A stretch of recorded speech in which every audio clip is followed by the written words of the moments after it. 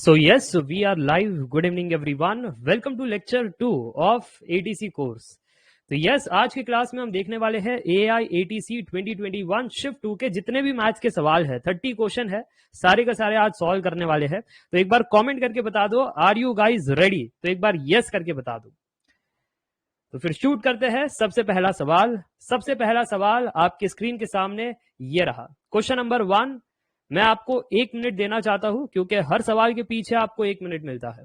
So question number 1 is determine the vector equation of the plane passing through intersection of the planes. पहला plane है r bar dot आई cap plus जे cap plus के cap that is equal to 6 and दूसरा जो plane है that is are bar dot 2i cap plus 3j cap plus 4k cap that is equal to -5 and the point 1, 1, 1। तो comment करके बताना कि ए B C या D कौन सा ऑप्शन सही होगा। तो यहां पर इस सवाल का सही उत्तर होने वाला है ऑप्शन दिल्ली। ऐसा क्यों, मैं आपको बताता हूं। तो आराम से हम लिखते हुए चलेंगे सारे इंपॉर्टेंट पॉइंट्स। बहुत सारे बच्चे कह रहे हैं सर फॉर्मूलाज भी दिया करो स्टेप बाय स्टेप। तो देखो सबसे पहले वो कह रहे थे can you find the vector equation, can you find the vector equation of a plane passing through intersections। तो इसका एक फॉर्मूला है intersections of planes। और ये सर कैसा सवाल है, एकदम एनसीईआरटी का कॉपी सवाल है। मैं ये नहीं कहूंगा कि डिटो कॉपी किया है बट सिमिलर कॉन्सेप्ट्स है। तो अगर आप एनसीईआरटी सही ढंग से पढ़ लेते हो, जो अंदर आपको मिल रहा होगा इस कोर्स के अंदर, जब आप पीडीएफ वाला फोल्डर आप देखते हो तो वहां पर आपको सारी चीजें मिल रही होगी, मैथ्स का एनसीईआरटी, फिजिक्स का एनसीईआरटी। तो अच्छे से पढ़ो उसको। तो देखो यहाँ पर the vector equation of a plane passing through intersections of planes. पहला प्लेन हमारे पास कौन था?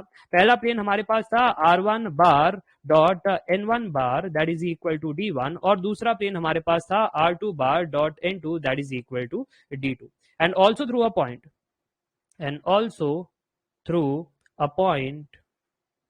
कौन सा पॉइंट था वो सर जी? एक कोऑर्डिनेट था x1 y1 z1 3D coordinate था।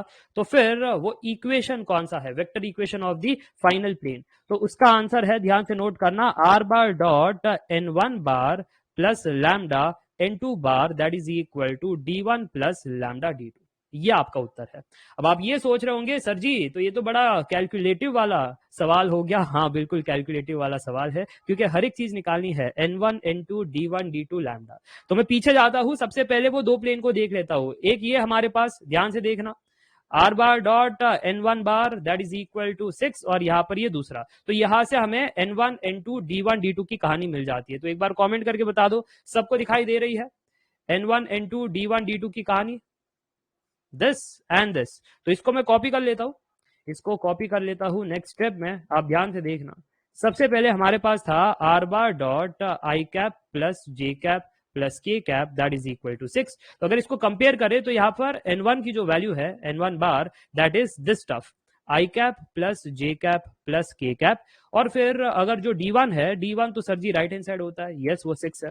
जो दूसरा प्लेन था वो था R bar dot 2 I cap plus 3 J cap plus 4 K cap that is equal to -5। तो माइनस से मल्टीप्लाई कर लो थ्रू आउट। तो क्या मैं कह सकता हूं R bar dot minus 2 I cap minus 3 J cap minus 4 K cap that is equal to 5। तो यहां से मैं दोबारा कह सकता हूं, ओके यहाँ पर कोई रेज हैंड कर रहा है, कोई फायदा नहीं है रेज हैंड का। ये देखो बहुत सारे स्टूडेंट्स, फिर वो वॉइस ओवर होती है तो मैं सभी के यहाँ पर वॉइस ले नहीं पाऊंगा। नेवरदलेस यहाँ पर n2 बार जो है दैट इज सर यहाँ पर दिखाई दे रहा है हमको -2 आई cap minus 3 J cap minus 4 K cap. और फिर अगर मैं बात करूं कि सर जी d2 कितना होगा, d2 हमको यहाँ पर लास्ट में दिखाई दे रहा है 5। सभी को मिल गया n1 d1 n2 d2। चलो फिर आगे बढ़ते हैं। सर अब हमको चाहिए लैम्डा भी। लैम्डा कैसे मिलेगा? लैम्डा कैसे मिलेगा? लैम्डा निकालने के लिए मालूम है कोऑर्डिनेट भी दिया था, उसका इस्तेमाल करना पड़ेगा। अब ध्यान से देखना स्टेप नंबर 3 हम ये कहेंगे क्योंकि हमें पता है हमारा फाइनल उत्तर R bar dot n1 plus n2 lambda that is equal to d1 plus lambda d2 ऐसा है। तो उसमें अगर हम n1 n2 d1 d2 सारा सब्स्टिट्यूट कर दे तो कैसा मिल रहा है सभी को? आर बार डॉट n1 हमारा था I cap plus J cap plus के cap plus lambda times n2 हमारा था -2 आई cap minus 3 J cap minus 4 K cap. उसके बाद sir ji that is equal to d1 plus lambda d2। तो ये हमारे पास हो गया। अब सर जी यहाँ पर उन्होंने कहा था कि हमारा जो वो फाइनल वेक्टर इक्वेशन प्लेन है ना, वो एक पॉइंट से भी पास करता है, और वो पॉइंट दिया था यहाँ पर आप क्वेश्चन में देखना 1,1,1। तो अब ये चीज का इस्तेमाल करते हुए लैम्डा की वैल्यू निकालनी है। अच्छा, अब ये होगा हमारा स्टेप नंबर 4। अब ध्यान से सुनना, जब स्टेप नंबर 4 परफॉर्म कर रहे हो तो ध्यान से देखना कि आर बार को हम कहने वाले हैं R bar can be said as X I cap plus Y J cap plus Z K cap, क्योंकि एक हमारा प्लेन है। ओके, तो अगर इसको हम ऊपर सब्स्टिट्यूट कर दे तो फिर हमको दिखाई पड़ रहा है X I cap plus Y J cap plus Z K cap dot product with all this stuff, dot product with ये पूरी की पूरी कहानी। फिर इसके बाद अच्छा, ये तो यहाँ पर जगह कम पड़ रही है, टेंशन नहीं, हम क्या करेंगे, हम इसको थोड़ा सा पीछे शिफ्ट कर देंगे और फिर बाकी चीजों को यहाँ पर बुला लेंगे जी। चलो, अब यहाँ पर मैं आपसे कह रहा था 1,1,1 आपको रखना है, जैसे यहाँ पर आप रख देते हो x is 1, y is 1, z is 1, क्योंकि उस कोऑर्डिनेट से पास हो रहा था। और अगर चीजों को सिंप्लीफाई कर लेते हो तो लैम्डा की वैल्यू बन जाएगी। देखो, दो वेक्टर के बीच में डॉट प्रोडक्ट हो रहा है तो लेफ्ट हैंड साइड स्केलर होगा, obviously left hand side scalar होगा। सर राइट हैंड साइड भी स्केलर है, तो कंपेयर कर लो, फिर आपको लैम्डा आ जाएगा। तो यहाँ पर फाइनली मैं कहना चाहता हूं, अगर आप डॉट प्रोडक्ट कर लेते हो तो अंतिम में आपको मिलेगा 1 - 2 लैम्डा एक्स, ये लेफ्ट हैंड साइड की बात हो रही है, plus 1 - 3 lambda into Y plus 1 - 4 lambda into Z, that is equal to 5 lambda plus 6। अगर आप इसको सिंप्लीफाई कर लोगे, अब मैंने एक्स वाई जेड को 1 रखा ही है, तो उस हिसाब से मैं यहाँ पर वापस से बता रहा हूं x1 y1 z1 मैंने रखा ही है, राइट। तो अगर आप अब सिंप्लीफाई कर लोगे तो आपको लैम्डा की वैल्यू मिल रही होगी -3/14। सो ये लैम्डा की वैल्यू आ गई। अब सर जी हमको तो निकालना था पूरा का पूरा equation of the plane, right. अब यहाँ पर आप कह रहे हो सर जी जस्ट लैम्डा की वैल्यू आई है, तो बन गया ना अब तो आंसर, अब आंसर बन गया ना। लैम्डा जहां पर भी है, मैं हाईलाइट करके बता देता हूं, जहां जहां लैम्डा है वहां पर आपको क्या रखना है सर, वहां पर हमको अब रखना पड़ेगा -3/14 और आपका फाइनल उत्तर आ जाएगा। तो फाइनली इस चीज को कॉपी करते हुए नेक्स्ट स्लाइड में लेकर चलता हूं और आपको कहता हूं जो फाइनल आंसर है, final answer that looks like are bar dot, यहां पर I cap plus J cap plus के कैप, फिर हमारे पास है प्लस लैम्डा। अब लैम्डा की जगह हम कहेंगे -3/14, उसके बाद -2 आई cap -3 J cap -4 K cap, उसके बाद राइट हैंड साइड में हमारे पास है 6 और लैम्डा की जगह हम कहेंगे -3/14 इंटू 5। सिंप्लीफाई तो आपको करना ही पड़ेगा, और ये जो नीचे की कहानी है 14 वाली वो मल्टीप्लाई करवा दो थ्रू आउट, ताकि डिनोमिनेटर की 14 की कहानी हट जाए, ठीक है। तो फाइनली जो अंतिम में उत्तर आ रहा है that is are bar dot 20 I cap plus 23 J cap plus 26 K cap, that is equal to 69। सभी को ये आंसर आ गया तो एक बार कमेंट करके बता दो हाँ। भरत कह रहे हैं इट्स नॉट लेंदी, हाँ ये लेंदी तो है, जैसे वो कह रहे हैं वैभव 1 मिनट के अंदर तो सॉल्व नहीं होगा, उसके पीछे स्ट्रेटेजी भी मैंने प्रोवाइड की है। वैभव ऐसे सवाल आपको तब बनाने हैं जब आपके जो इजी क्वेश्चंस बीच में होते हैं, जहां पर आप कुछ सेकंड्स चुरा लेते हो, वो सेकंड्स आपको यहाँ पर इन्वेस्ट करने हैं। ऐसा नहीं होगा कि हर एक सवाल 1 मिनट में बनेगा, कुछ सवाल कुछ सेकंड में बनेंगे, कुछ सवाल 2 मिनट में बनेगा, कुछ सवाल 1 मिनट में बनेगा, है ना। तो ऐसे आपको टाइम मैनेजमेंट करना है, that is the reason competitive exam is tough, क्योंकि टाइम मैनेजमेंट जो नहीं कर सकता वो इन चीजों को सॉल्व भी नहीं कर पाएगा, ठीक है। तो पूरा समझ में आ गया स्टेप बाय स्टेप। ये आपका फाइनल आंसर था, जिसके अंदर बहुत सारी चीजें हमें फाइंड करनी थी, n1 n2 lambda d1 d2। तो n1 n2 d1 d2 तो ऐसे ही निकल गया डेटा से। लैम्डा निकालने के लिए हमको वो कोऑर्डिनेट सब्स्टिट्यूट करना पड़ा, डॉट प्रोडक्ट करते हुए हमको यहाँ पर लैम्डा भी मिल गया। एक बार लैम्डा मिल गया तो आंसर सामने आ गया, ठीक है। चलो अगला सवाल आपकी स्क्रीन के सामने, question number 2। Question number 2 easy है और ये कुछ सेकंड्स में बनाया जा सकता है, तो चलो इसको ट्राई करो और ये 30 सेकंड्स के अंदर आंसर देना। ये मैंने आपको वेक्टर कैलकुलस कोर्स में भी करवाया है, ऐसा सिमिलर क्वेश्चन था। What will be the unit vector in xy plane which makes an angle of 30 degree with the positive direction of x axis? A, B, C या D? साहिल कह रहे हैं फिजिक्स का और मैथ्स का सिलेबस इस बार भी सेम है, इस बार नहीं, आपको एटीसी वाला एयर ट्रैफिक कंट्रोल वाला सिलेबस देखना है, प्रीवियस ईयर से सेम ही है, ठीक है। अगर आप टेक्निकल वाला देखोगे, जेई पोजीशन वाला देखोगे तो वो सिलेबस अलग है, ये वाला अलग है। टेक्निकल में इंजीनियरिंग मैथमेटिक्स है, यहाँ पर क्लास 11-12 वाला मैथ्स है। तो सभी कह रहे हैं बॉम्बे। देखो वेक्टर कैलकुलस में पढ़ाया था मैंने, बॉम्बे इज एब्सोल्युटली करेक्ट। ऐसा क्यों? अलग अलग तरीके हैं सॉल्व करने के।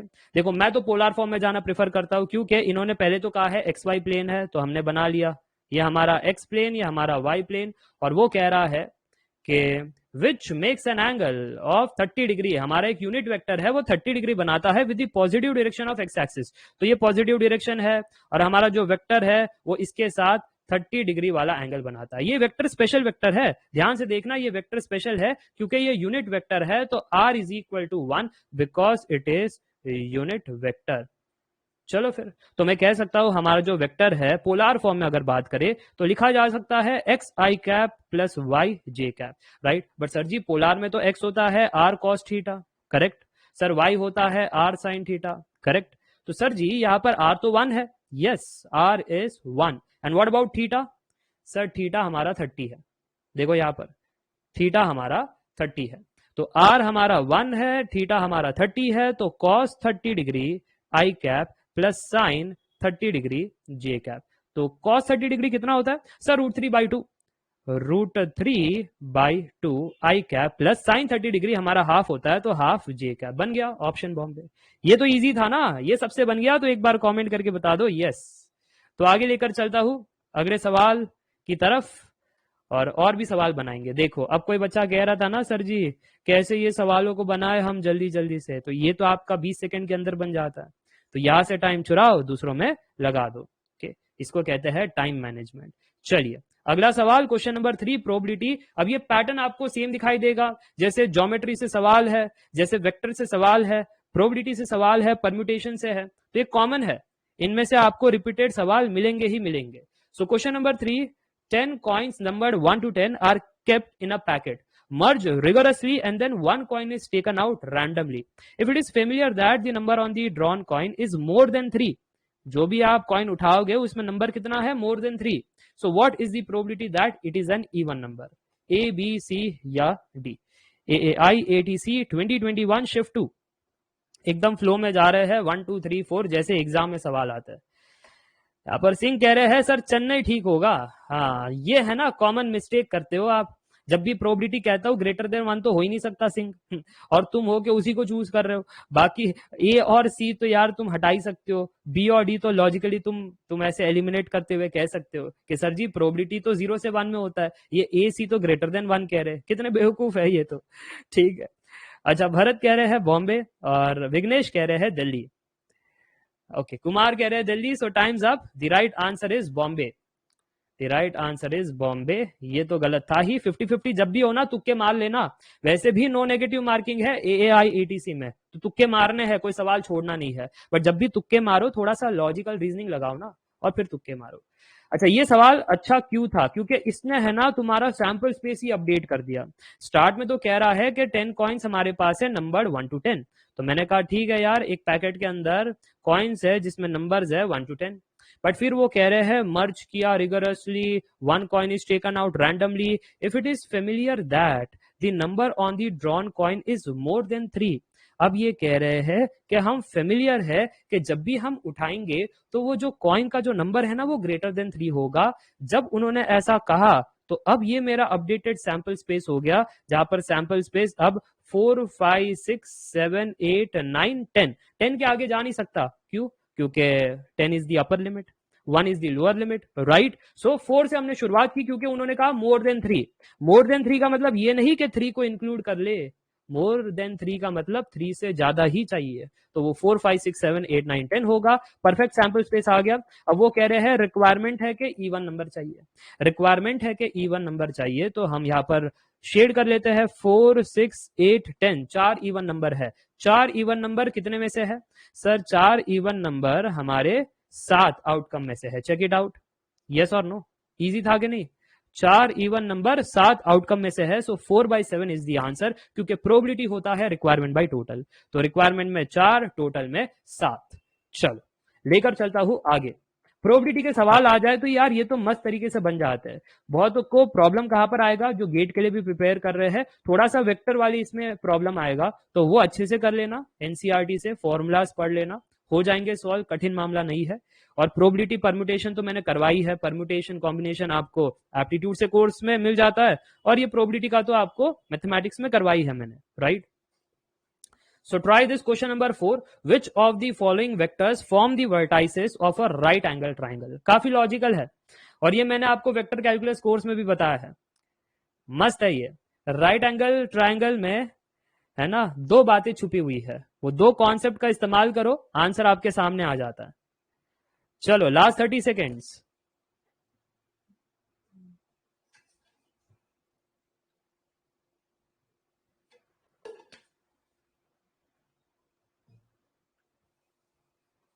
सिंह ने कहा है बॉम्बे, फिर यहां पर अख्तर जी कह रहे हैं दिल्ली।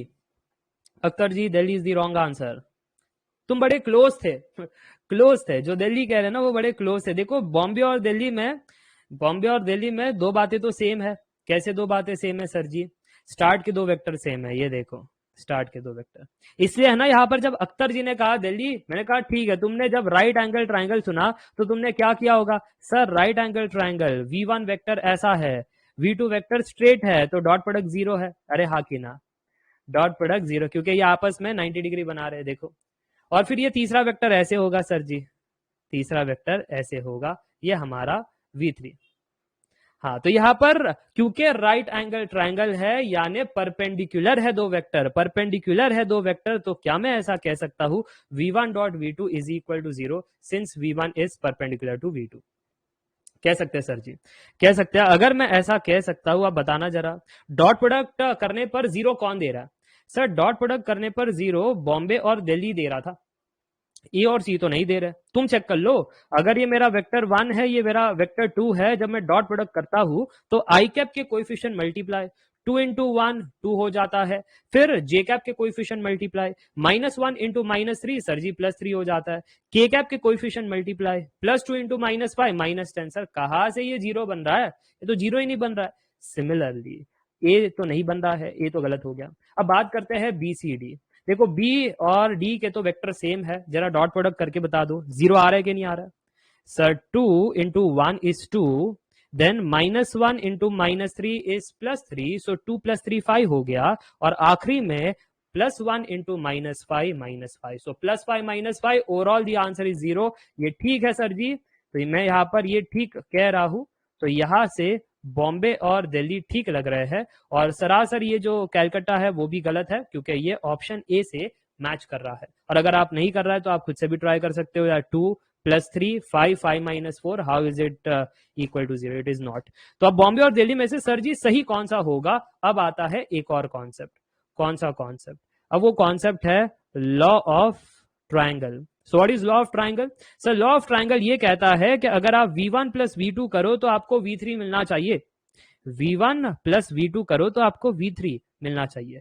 तो अब करके बताना जरा, अगर मैं ये दोनों वेक्टर को ऐड करूं तो क्या मेरे को V3 वेक्टर मिल रहा है? सर 2 + 1 3, फिर माइनस एंड -3 सर ऐड करना है, सो -4 जे कैप, फिर प्लस के और -5 के सर ऐड करना है, -4। देखो सर जी बॉम्बे में ही मिल रहा है, तो बॉम्बे बिल्कुल ठीक है, दिल्ली में नहीं मिल रहा है। तो ये कहना चाहता है सिर्फ बॉम्बे में ऐसी कहानी मिलती है, दिल्ली में नहीं मिलती। दिल्ली में क्या होता है सर? 2 और ये 1 3 तो हो गया, ठीक है, -1 -3 -4 तो हो गया, बट 1 -5 तो -4 होता है, ये -4 की जगह -2 लिख दिया, इसलिए ये गलत है। समझ में आ रही है बातें? इजी था कि नहीं? तो ये आपके बेसिक्स चेक किए जा रहे हैं वेक्टर्स के, तो काफी बेसिक वाला मस्त सवाल था। चलो अगला सवाल आपके स्क्रीन के सामने, question number 5। Try this question, your time starts now. Yes Sanjeev, बिल्कुल सही कंसेप्ट आपने चूज किया है। सो नाउ क्वेश्चन नंबर 5 क्या है? In a dog race there are 5 dogs named A B C D E, find the probability that A B and C are first 3 to finish in any order, assume that all finishing orders are equally likely.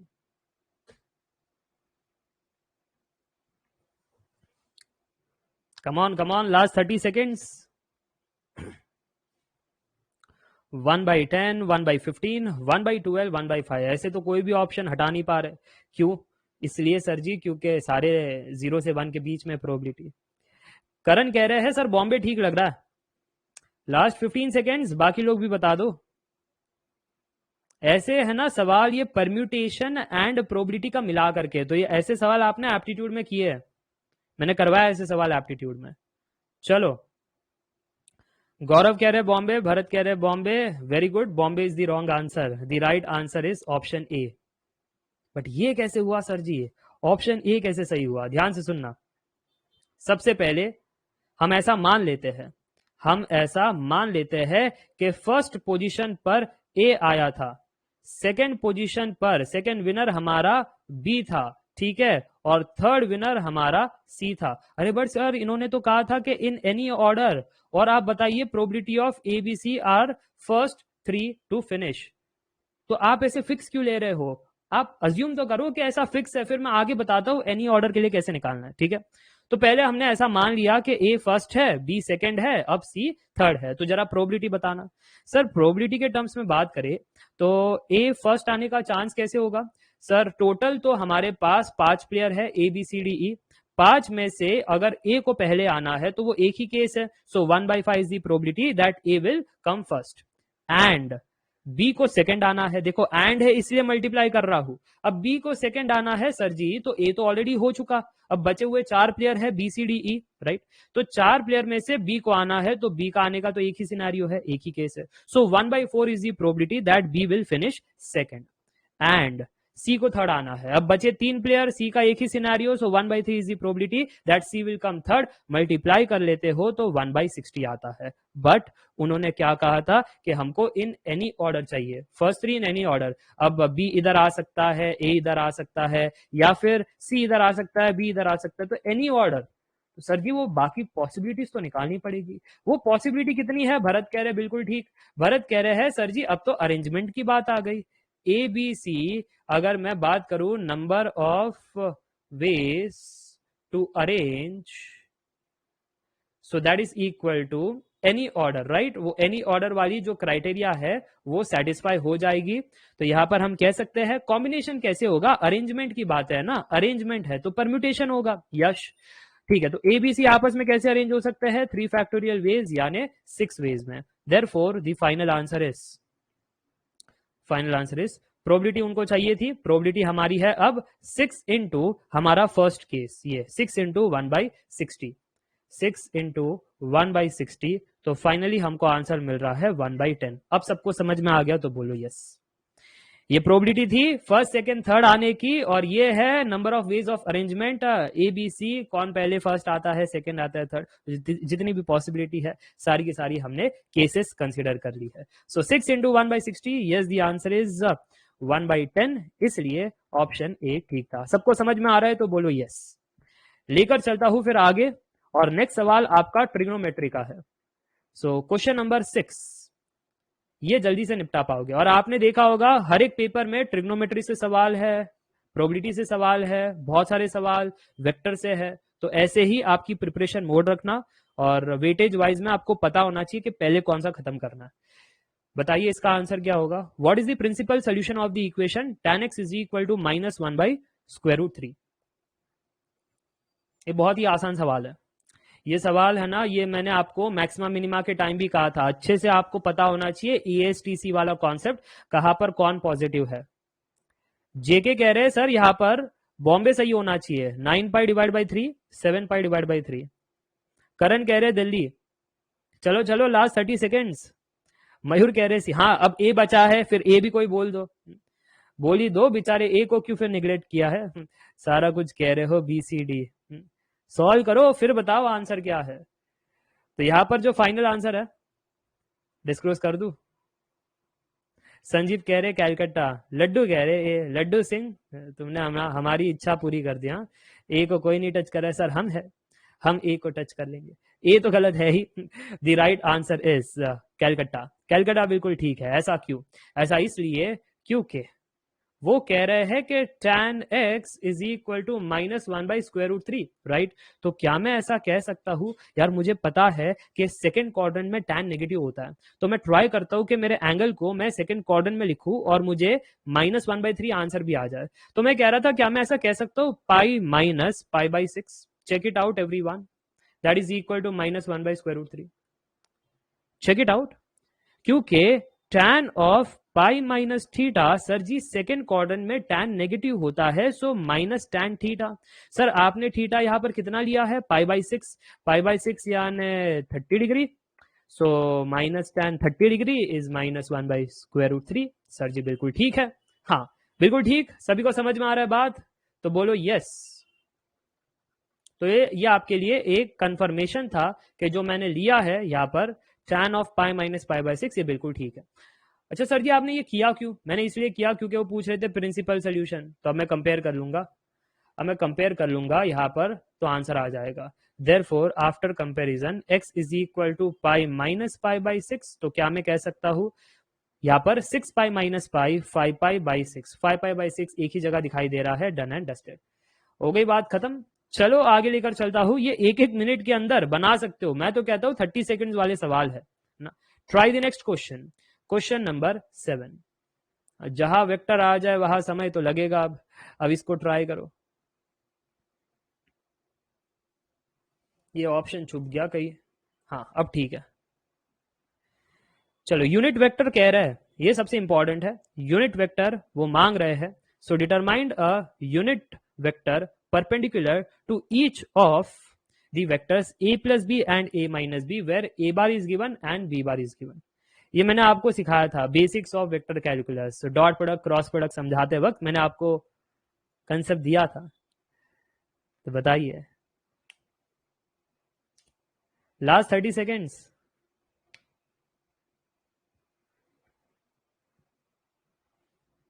चलो hint देता हूं, cross product का concept है, इससे ज्यादा hint तो नहीं दे पाऊंगा, फिर तो सॉल्व करना है, इसलिए तो क्रॉस प्रोडक्ट करते तो outward vector inward vector plus minus की कहानी बनती है, तो यहां पर भी आप देख पा रहे हो प्लस माइनस की कहानी। चलो तो फाइनली सारे के सारे ढेर हो गए इस सवाल में, ये तो कदा भी एक्सपेक्टेड नहीं था कि सारे के सारे ढेर हो जाओगे। खैर तो राइट आंसर जो है वो है ऑप्शन सी। ऐसा क्यों बताता हूं, देखो सबसे पहले कंसेप्ट समझो कि अगर मेरे पास ये वेक्टर v1 है और ये वेक्टर v2 है, कुछ भी एंगल बनाए कोई दिक्कत नहीं, कोई भी एंगल बनाए, बट अगर आप v1 क्रॉस v2 करते हो तो v1 क्रॉस v2 जो आपको रिजल्टेंट वेक्टर मिलेगा, फॉर से v1 क्रॉस v2 हमारा यहां पर आ गया, तो ये resultant vector v1 cross v2 ये परपेंडिकुलर होगा v2 से भी एंड v1 से भी, वही तो कह रहे थे यूनिट वेक्टर आपको निकालना। हाँ यूनिट वेक्टर निकालते वक्त आपको ध्यान से देखना है, यूनिट वेक्टर निकालते वक्त अगर आपका एक वेक्टर ए बार है, अगर आपको कोई कह रहा है यूनिट वेक्टर निकाल सकते हो, तो आपको कहना है this is equal to A bar divide by magnitude A bar, बस ये सेकंड स्टेप है जो आपको ध्यान में रखना है, बाकी कुछ नहीं। अब तो सवाल आसान हो गया, सारी चीजें मैंने आपको बता दी। तो चलिए v1 क्रॉस v2 की कहानी चेक कर लेते हैं। हाँ बट ये इंपॉर्टेंट बात क्या है मालूम है, डबल काम आपसे करवा रहे हैं, कह रहे हैं कि आपका जो यूनिट वेक्टर है वो परपेंडिकुलर है किससे, to A bar plus B bar and A bar minus B bar. तो सबसे पहला टास्क ये होगा कि ए बार बी बार से पहले ये क्रिएट कर लो, ए बार प्लस बी बार ए बार माइनस बी बार, फिर आगे बात करो क्रॉस प्रोडक्ट की। तो चलिए तो पहले क्रिएट कर लेते हैं, सोल्यूशन आपके सामने, सबसे पहले हम क्रिएट कर लेते हैं ए बार प्लस बी बार। तो जरा बताना कितना आ रहा है सभी को, जरा बताना कितना आ रहा है। सर 3 + 1 4 i कैप, उसके बाद 2 + 2 यानी अगेन 4 j कैप, उसके बाद 2 - 2 तो ये तो नल हो गया सर जी 0 k कैप, फिर a बार माइनस b बार कितना है, अब सब्ट्रैक्शन करना होगा, 3 - 1 सो 3 - 1 2 i कैप, उसके बाद 2 - 2 सर जी 0 j कैप, फिर उसके बाद 2 - -2 तो सर जी ये +4 k कैप हो जाएगा। यस यश 2, 0, 4 ये आपके कोऑर्डिनेट्स है, बिल्कुल ठीक है। अब आगे सर जी, अब मैंने कहा था आपको दैट जो आपका a प्लस b ये जो है cross a bar minus b bar ये होगा perpendicular to both a bar plus b bar and a bar minus b bar. तो चलिए अब ये कैसे निकाले, सर जी ये तो वेक्टर क्रॉस वेक्टर है सर, ये तो वो डिटर्मिनेंट ओपन करना पड़ेगा। यस तो अगर आपको लेटर से C bar is equal to A bar plus B bar, ये first vector cross the second vector A bar minus B bar, तो इसको ओपन करने के लिए हमें सिंपली कहना है आई cap J cap K cap, इस वेक्टर के कोएफिशिएंट, सर इस वेक्टर के कोएफिशिएंट यहाँ पर है 440, बस उतार दो रो 2 में 440। नेक्स्ट वेक्टर है a बार माइनस b बार, उसके कोएफिशिएंट 204, उतार दो यहाँ पर 204। अब इसको सिंप्लीफाई करना पड़ेगा, जो आप आराम से कर सकते हो। 16 i cap minus 16 j cap minus 8 k cap, ये उत्तर मिलेगा। बट ध्यान से देखना, ये उत्तर आपका यूनिट वेक्टर नहीं है, क्योंकि यूनिट वेक्टर होता है c कैप। ये तो आपने c बार निकाला ना। हाँ सर जी, अब मेरे को c कैप चाहिए, कैसे मिलेगा? इसको कॉपी कर लो, इसको कॉपी कर लो, नेक्स्ट स्लाइड में कह दो कि ये हमारा सी बार है। अरे हाँ कि ना, ये हमारा सी बार है, तो मैग्नीट्यूड सी बार होगा square root 16 square plus 16 square plus 8 square. Sir ji इसको तो सॉल्व करना पड़ेगा। 16 स्क्वायर कितना होता है? 256। ये सारा आपको आना चाहिए अब, है ना, क्योंकि कैलकुलेटर तो नहीं मिलेगा। और 8 स्क्वायर होता है 64। सभी को ऐड कर लो। सभी को ऐड करने के बाद कितना उत्तर आ रहा है सर? 576। तो ये किसका है? 576 किसका स्क्वायर है सर? ये 24 का है। यस, तो 24 आपका यहां पर बन जाता है। अब अगर कोई आपसे कहे सी क्या बता सकते हो, तो ये सी बार डिवाइड बाय मैग्नीट्यूड सी बार, फटाफट से निपटा दो। 16 आई कैप माइनस 16 जे कैप माइनस 8 के कैप डिवाइड बाय 24। और भूल मत जाना, क्योंकि इनवर्ड आउटवर्ड कुछ भी हो सकता है, इसलिए प्लस माइनस रखा गया है। बाकी तो सिंप्लीफिकेशन है, ठीक है जी, बाकी सिंप्लीफिकेशन है। आप कह सकते हो ये 3 जार है और ये 2 जार है, राइट? अरे हाँ कि ना, 8 2 जार 16 और 8 3 जार 24। और यहाँ पर ये भी अगेन 2 जार होगा और ये 1 जार होगा। सो 2 आई कैप माइनस 2 जे कैप माइनस के कैप डिवाइड बाई 3। कहां पर दिखाई दे रहा है? ऑप्शन सी में दिखाई दे रहा है। That is the correct answer. चलिए लेकर चलता हूं आगे क्वेश्चन नंबर 8। क्वेश्चन नंबर 8 आपके सामने। इसको, अरे ये तो यार फिजिक्स का सवाल, ये फिजिक्स के सवाल पूछ लेते हैं, है ना, ये एटीसी वाले फिजिक्स के सवाल पूछ लेते हैं। तो ये सेल्फ स्टडी है, ऑप्शन जो है ए बिल्कुल ठीक होगा।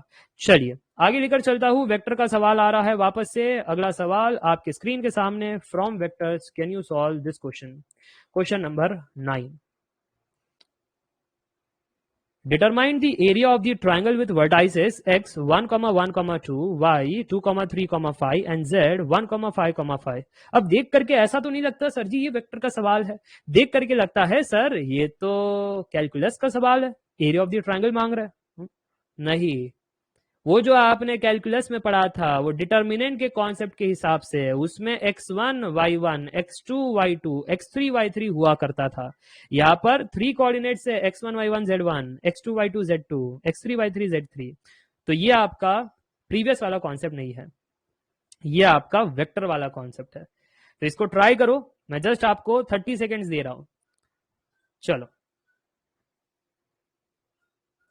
कंसेप्ट समझा दिया ना, इसलिए 30 सेकेंड। नहीं समझा होता तो अच्छा, आंसर क्या है?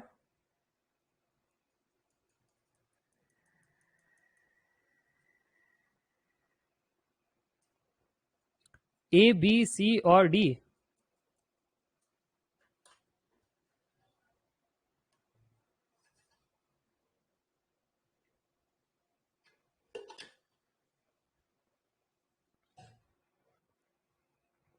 ठीक है, मैं बता देता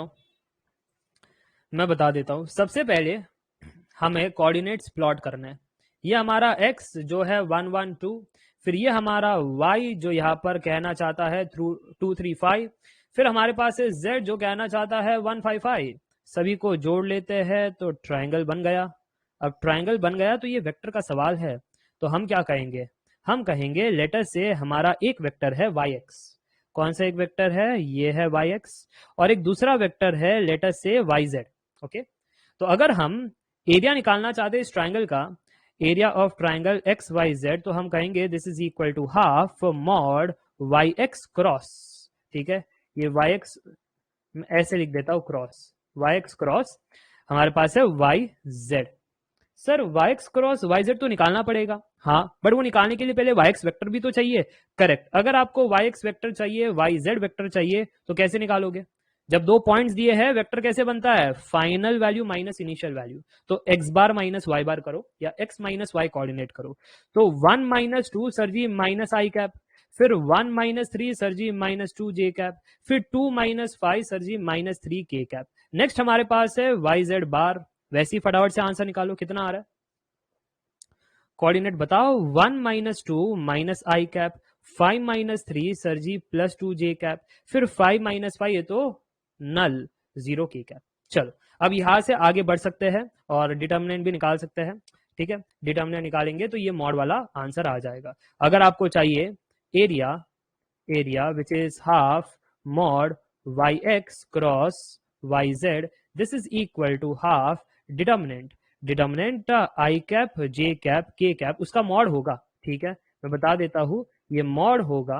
अच्छा पहले मैं निकाल देता हूं वेक्टर, नहीं तो आप कहोगे सर जी कंफ्यूजन हो रहा है। तो ये yx क्रॉस yz ये मैं निकाल देता हूं, आई cap J cap K cap, yx के कोइफिशिएंट्स हमारे पास है -1 -2 -3, और फिर yz के कोइफिशिएंट हमारे पास है -1 2 0। अगर इसको सॉल्व कर लोगे तो आपका फाइनल उत्तर आ रहा होगा 6 आई cap plus 3 J cap -4 K cap. अब वो मांग रहे हैं इसका मॉड मैग्नीट्यूड। अगर इसका मैग्नीट्यूड चाहिए, anybody in the comment section, कितना आ रहा है इसका मैग्नीट्यूड? अगर ये हमारा yx क्रॉस yz है तो इसका मैग्नीट्यूड कितना होगा? सर इसका मैग्नीट्यूड हो जाएगा square root 6 square plus 3 square plus 4 square. Very good, the answer is square root 61। Square root 61 उठा करके रख दो, आ गया फाइनल उत्तर। कितना आ गया फाइनल उत्तर?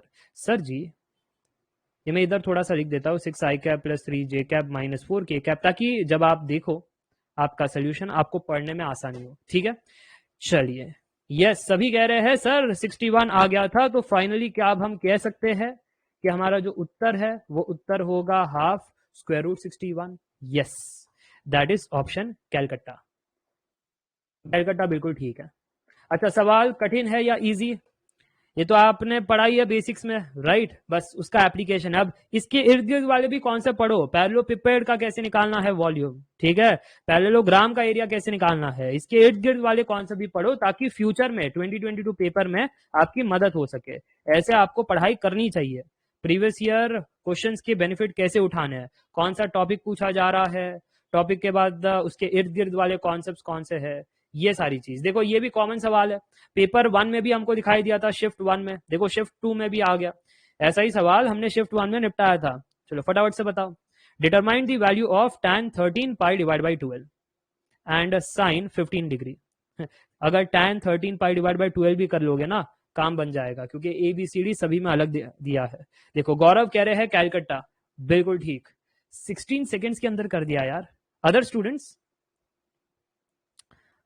अच्छा बाकी लोग बताओ क्या दिमाग में चल रहा है, काश कैलकुलेटर होता। तो सर जी डायरेक्ट पुट कर देते, कैलकुलेटर तो नहीं है, अब क्या करोगे? तो सर जी हम दिमाग लगा रहे थे, हम कह रहे थे tan 13 पाई बाई 12, क्या हम इसको पाई प्लस पाई बाई 12 कह सकते हैं?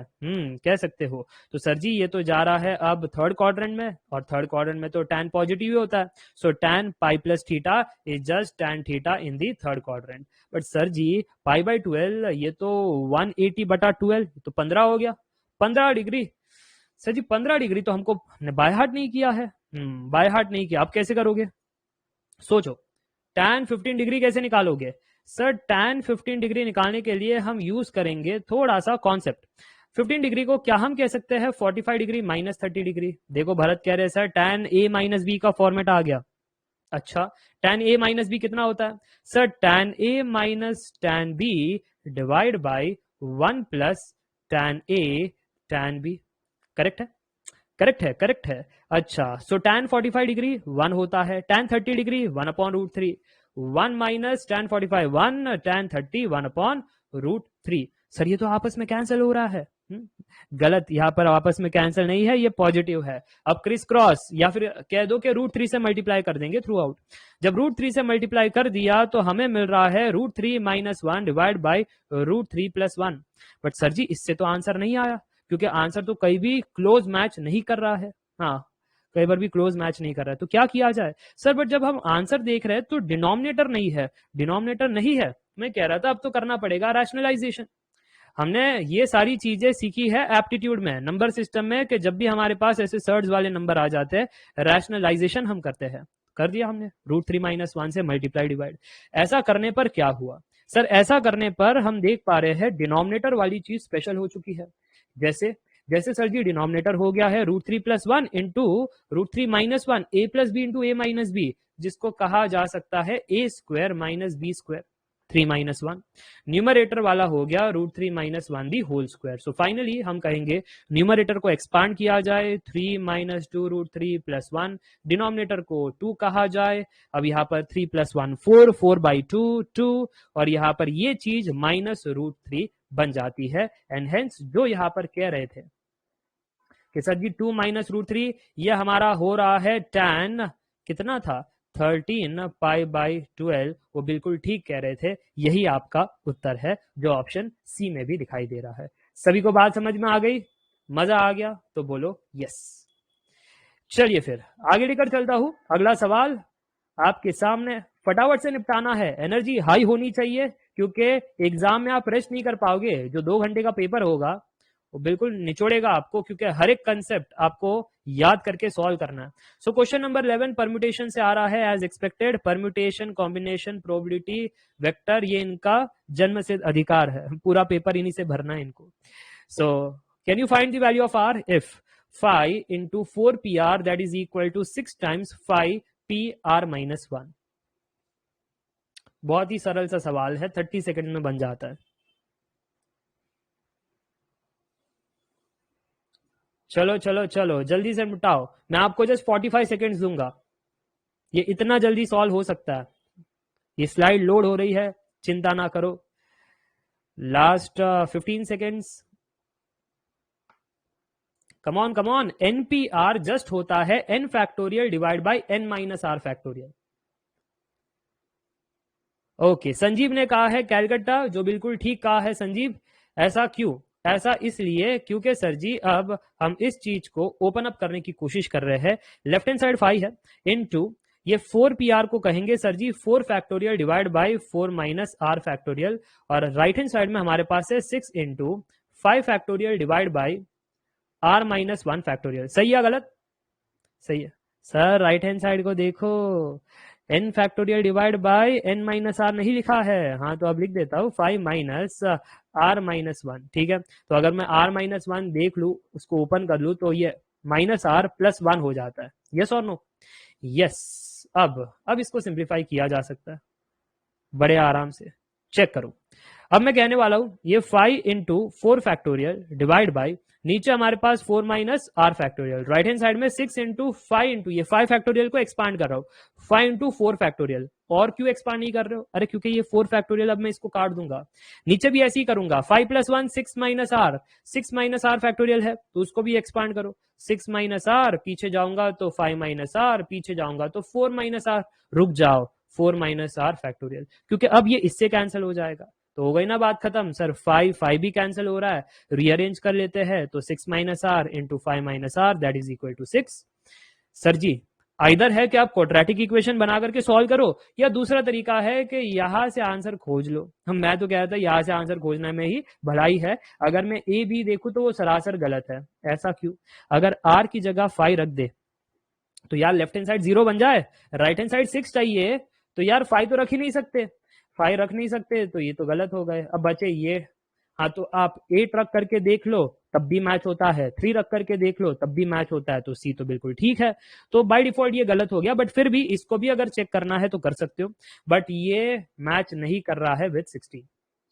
यही मैच कर रहा था विद 6 मल्टीप्लाई करने पर, ये मतलब r की जगह रखने पर वो चीज कर रहा था। सो ऑप्शन सी जो है वो बिल्कुल ठीक है। सबको बात समझ में आ गई तो बोलो यस। Bye substitution. चलिए लेकर चलता हूं आगे टू दी अगला सवाल, क्वेश्चन नंबर 9। क्वेश्चन नंबर 9 हमारे सामने ये रहा। अगेन प्रोबेबिलिटी का सवाल है और इसको भी जल्दी से निपटाया जा सकता है। कम ऑन, 30 सेकंड्स में आपको देने वाला हूं। 30 सेकंड्स के अंदर ये सॉल्व होना चाहिए। पी ऑफ ए दे रखा है, P of B, P of A union B. So can you find P of A intersection B, P of A over B, P of B over A. मजे वाली बात यह है कि सब कुछ सॉल्व करने की जरूरत नहीं है, एक भी सॉल्व कर लो तो आंसर आ जाता है। हाँ बस वो एक सॉल्व करने के पीछे का कंसेप्ट पता होना चाहिए। देखो भरत, संजीव, जेके सभी कह रहे हैं सर ये तो हम निपटा लिए 30 सेकंड्स के अंदर। ऑप्शन कैलकट्टा ठीक है, क्योंकि यहां पर आपको यूज करना है P of A union B. उसका concept. P of A union B कितना होता है? P of A plus P of B minus P of A intersection B. Sir ji P of A हम ए यूनियन बी हमारा 5/9 है, P of ए 4/9 दिया है, P of B 2/9 दिया है, और आपको फाइंड करना है P of A intersection B as the first term. Therefore P of A intersection B just basic calculation है, इसको लेकर जाओ, इस चीज को यहाँ पर लेकर जाओ, इस चीज को यहाँ पर, तो हमें दिखाई पड़ रहा है कि 4 + 2 - 5 डिवाइड बाई 9। तो सर जी 6 - 5 जो होता है 1/9। यस, ऑप्शन कैलकाटा ठीक है, क्योंकि यहां पर ही 1/9 है और कहीं पर नहीं है, और कहीं पर नहीं है। समझ में आ रही है बात?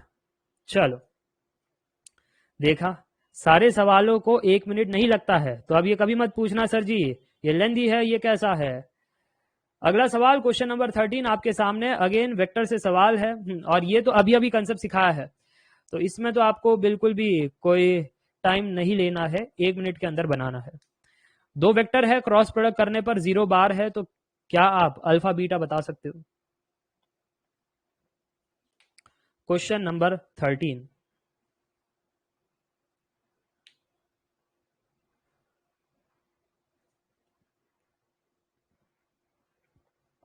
सर यहाँ पर डिटर्मिनेंट ओपन करना पड़ रहा है, जैसे प्रीवियस में आपने बताया था v1 क्रॉस v2 वाला।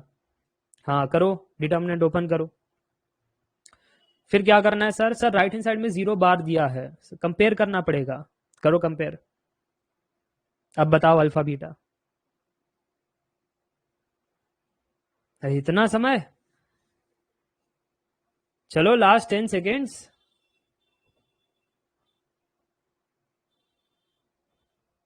विघ्नेश ने कहा है Delhi, very good Vignesh. 3 2 1 done. Delhi जो आप कह रहे हो वो सरासर गलत है। दिल्ली जो है सरासर गलत है। मयूर ने कहा है बॉम्बे, वो ठीक है। ऐसा क्यों? अरे अभी अभी तो मैंने बताया था कि सोल्यूशन जब आप फाइंड कर रहे हो डिटर्मिनेंट ओपन करना पड़ेगा, आई cap, J cap, K cap, उसके बाद फर्स्ट वेक्टर के कोएफिशिएंट जो है 2 6 27, फिर सेकेंड वेक्टर के कोएफिशिएंट जो है 1 अल्फा बीटा, इसका डिटर्मिनेंट इक्वल टू 0। अच्छा, अब आगे क्या करना है सर जी? ओपन अप करना है, आई कैप, एलिमिनेट, एलिमिनेट जो बच गया है उसका determinant. Sir 6 beta minus 27 alpha, 6 beta minus 27 alpha, yes. उसके बाद माइनस जे कैप, अगेन एलिमिनेट, एलिमिनेट जो बच गया उसका डिटर्मिनेंट 2 बीटा माइनस 27, तो यहां पर कहेंगे 2 बीटा माइनस 27 प्लस के कैप, अगर एलिमिनेट कर ले वहां से तो 2 अल्फा माइनस 6, ये डिटर्मिनेंट की वैल्यू आ रही है, दैट इज इक्वल टू 0। अब कर लो कंपेयर। अब 0 को ऐसे भी कह दो, 0 आई cap plus 0 J cap plus 0 के कैप। अब कंपेरिजन स्टार्ट करो। कुछ बच्चे हैं ना फर्स्ट वाले को कंपेयर करके आंसर खोजने की कोशिश कर रहे हो, कुछ फायदा नहीं है, क्योंकि इसमें अल्फा बीटा दोनों है, मिलेगा नहीं कुछ। हाँ बट अगर आप यहां से कंपेयर करो तो मजे आ जाएंगे। अब कंपेयर कर भी रहे हो तो माइनस को अंदर लेना पहले, तो -2 beta plus 27, that is equal to 0। तो बीटा कितना आ रहा है सर? बीटा आ रहा है 27/2। यस और नो? यस। तो कंपैरिजन करने पर यहां पर हम देख पा रहे हैं कि बीटा का आंसर यहां से आ रहा है 27/2, और इसको अगर इससे कंपेयर कर लेंगे तो अल्फा क्लियर कट 6/2 जो 3 बन रहा है, अल्फा कितना है? 3। तो ये जो है बॉम्बे, बिल्कुल ठीक है, इजी पीजी। चलो लेकर चलता हूं आगे, question number 14। Question number 14 sir किस पर बेस्ड है? वही जो आपको डर लगता है, vector again. Try this. Determine the direction cosine of the unit vector perpendicular to the plane and passing through the origin. तो यहां पर कंसेप्ट पता होना चाहिए। देखो अब तो आप आइडेंटिफाई करना सीख गए, ये प्लेन कैसा लिखा गया है? R bar dot n cap that is equal to D, है ना? R bar dot n bar कहना ठीक होगा, क्योंकि वो यूनिट वेक्टर दिख नहीं रहा है, इसलिए एन कैप नहीं कहूंगा। R bar dot n bar that is equal to D. हाँ वो डी के लिए वो +1 को राइट हैंड साइड में लेकर जाओ, तब जाकर के डी की वैल्यू -1 बनती है। ठीक है, लोड हो रहा है पेज, आप उत्तर बताओ ए बी सी या डी।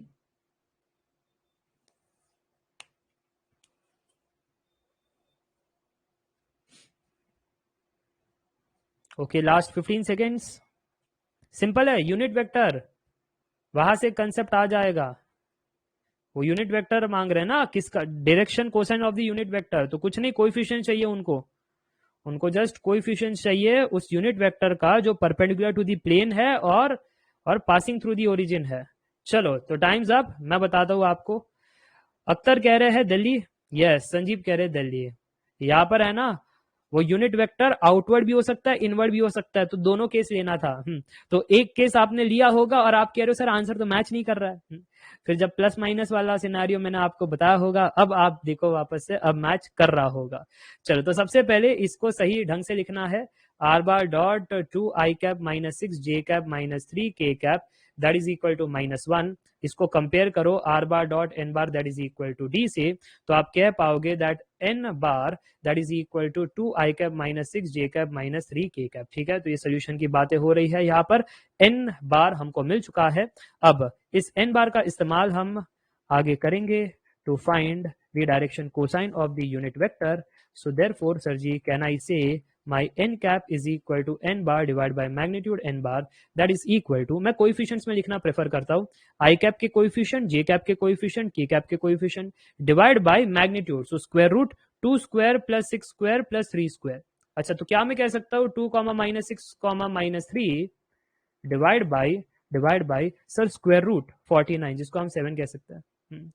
जेके कह रहे हैं आई लव वेक्टर्स, डेफिनेटली। तो यहां पर कोई कह रहा है सर देखो 2/7 माइनस 6/7 माइनस 3/7, ये होना चाहिए था उत्तर, बट ये तो उत्तर दिखाई नहीं दे रहा कहीं पर। हाँ, इसलिए नहीं दिखाई दे रहा है क्योंकि आपका यूनिट वेक्टर ये प्लस माइनस, ये प्लस माइनस वर्जन का है। तो यहाँ पर दो आंसर है, तो आपके डायरेक्शन कोसाइन में जो आपको आंसर चाहिए वो माइनस वाला फॉर्मेट है। सो -2/7, फिर माइनस इंटू -6 प्लस 6, देन फिर डिवाइड बाई 7, फिर 3/7। यस, अब दिख रहा है दिल्ली, अब दिख रहा है दिल्ली, हाँ, तो दिल्ली बिल्कुल ठीक है। चलिए आगे लेकर चलता हूं क्वेश्चन नंबर 15। अब जैसे जेके कह रहे हैं उस चीज का हम समर्थन करते हुए वापस से वेक्टर वाला सवाल लेंगे। सो क्वेश्चन नंबर 15, ऑलमोस्ट 50% सवाल बन चुके हैं। चलो, determine the shortest distance between the lines L1 and L2 whose vector equations are given। तो दो प्लेन है, दो plane, shortest distance between L1 and L2,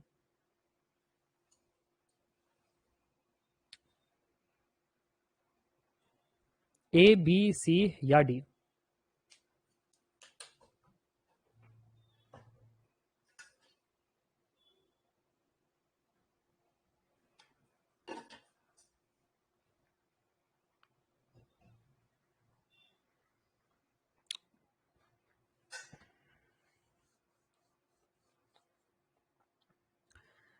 come on, last 20 seconds.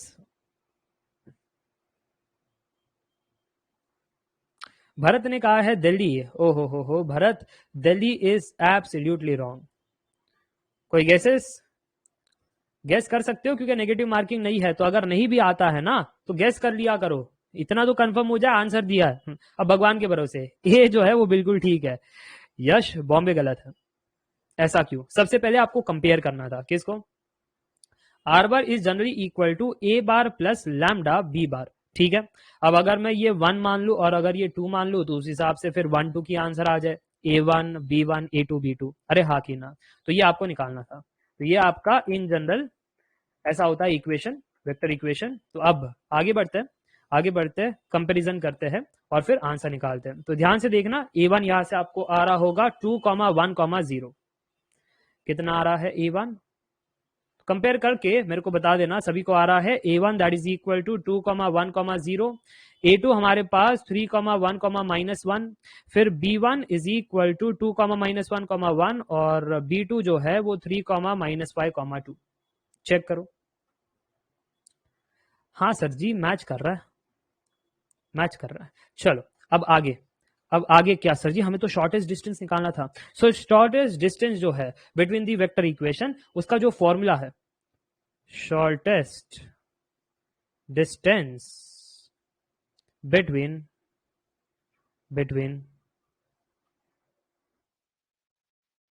lines with vector equation is given by mod b1 cross b2 ये first vector है dot a2 minus a1 divide by mod magnitude, ठीक है, b1 cross b2, ये है formula. Sir अब यहां पर मुझे b1 क्रॉस b2 निकालना है, a2 माइनस a1 निकालना है, और फिर वो मैग्नीट्यूड निकालना है b1 क्रॉस b2 का। हाँ, तो बेसिकली तीन चीजें निकालनी है। चलिए आगे बढ़ते हैं फिर। सबसे इजी कौन सा है सर? a2 माइनस a1, तो कर लेते हैं वो। a2 माइनस a1 कितना आ रहा है? Anybody in the comment section? a2 minus a1 कितना आ रहा है? क्या सभी को आ रहा है? यहाँ पर I cap plus 0 J cap minus 1 K cap. Check कर लो। 3 minus 2 1, 1 minus 1 0, minus 1 minus 0 minus 1। Sir ji perfect है। आगे आगे मुझे निकालना है b1 cross b2। b1 cross b2 निकालने के लिए डिटर्मिनेंट खोलना पड़ेगा, आई cap J cap K cap. b1 के कोएफिशिएंट रखने पड़ेंगे सर जी, 2 माइनस 1 1। b2 के कोएफिशिएंट रखने पड़ेंगे, स्वाहा। अच्छा, फिर उसके बाद सॉल्व करना पड़ेगा, जो आप कर सकते हो, और फाइनल उत्तर आ रहा होगा 3 आई कैप माइनस जे कैप माइनस 7 के कैप। सर इसका मैग्नीट्यूड भी तो निकालना है। मैग्नीट्यूड बताओ sir. Square root 3 square plus 1 square plus 7 square, क्या मैं कह सकता हूँ स्क्वायर रूट 59 होगा? और सर जी अब है ना, इनको डॉट प्रोडक्ट भी चाहिए। किसके बीच में डॉट प्रोडक्ट चाहिए? b1 cross b2 dot product with a2 minus a1। तो ये डॉट प्रोडक्ट करना आसान है। आसान कैसे है सर जी, बताना जरा। देखो, b1 cross b2 dot product with b1 cross b2 dot product with a2 minus a1 करना है, राइट? तो देखो 3 और यहाँ पर 1 आपस में मल्टीप्लाई, माइनस 1 0 आपस में मल्टीप्लाई, माइनस 7 माइनस 1 आपस में मल्टीप्लाई, और सभी को ऐड कर दो, हो गया आंसर। अच्छा कितना आ रहा है? आंसर आ रहा है 10। Yes yes yes, 3 plus 0 plus 7, sir ji the answer is 10। हो गया। अब क्या बचा? अब तो सब्स्टिट्यूट करके फाइनल उत्तर बताना। तो चलो इस वाले फॉर्मूला को कॉपी किया जाए, आगे पेस्ट किया जाए, फिर वैल्यू सब्स्टिट्यूट किया जाए और आंसर बताया जाए। संजीव कह रहे हैं सर जी आंसर ए अब आ रहा है। सभी को आ रहा है answer A. b1 cross b2 dot product with a2 minus a1, sir ji वो 10 था, और नीचे आपका स्क्वायर रूट 59 था। इसका मॉड यानी आपको पॉजिटिव वैल्यू चाहिए, so 10 divide by square root 59। Yes, that is your option A. समझ में आ गया? मजा आ गया? चलो सर अब कुछ इजी सवाल भी लेकर आओ। कब से वेक्टर वेक्टर के सवाल, कठिन सवाल बना रहे हो? चलो ये लो इजी सवाल, क्वेश्चन नंबर 16, इसको सॉल्व करो। परम्यूटेशन कॉम्बिनेशन तो तुम निपटा लोगे। Given that np4 divide by n minus 1 p4 that is equal to 5/3 where n is greater than 4, तो फिर determine the value of n। यार कैलकाटा तो बिल्कुल मत कहना, वो तो 4 से बड़ा है ही नहीं। तो यहां पर 33.33% चांस है आप सही से बना पाओगे। 14 10 33, कौन सा ऑप्शन सही होगा? अगेन मैं कह रहा हूं, एनपीआर को ओपन करने के लिए n factorial divide by n minus r factorial, simple सा फॉर्मूला। पेज लोड हो रहा है, घबराना मत। अरे सर जी हमारे स्क्रीन पर कुछ इंक नहीं दिखाई दे रहा है, ठीक है।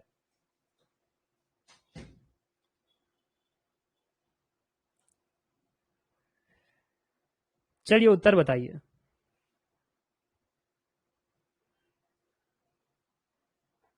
Okay times up. इतना समय आपने क्यों लगाया यार?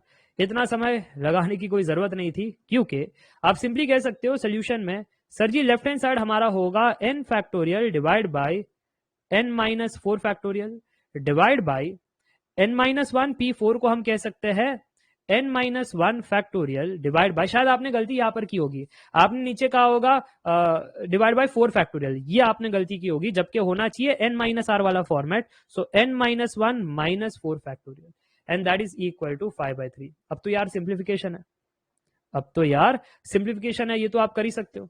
चलो मैं कॉपी करता हूं इस सोल्यूशन को नेक्स्ट स्लाइड में, और अब थोड़ा सा सिंप्लीफिकेशन करते हैं। जैसे डायरेक्टली तो कुछ कैंसिल नहीं हो रहा है सर जी, मैंने कहा हाँ यार डायरेक्टली तो कोई कैंसिल नहीं हो रहा है, पहले उसको अच्छे से लिख देते हैं।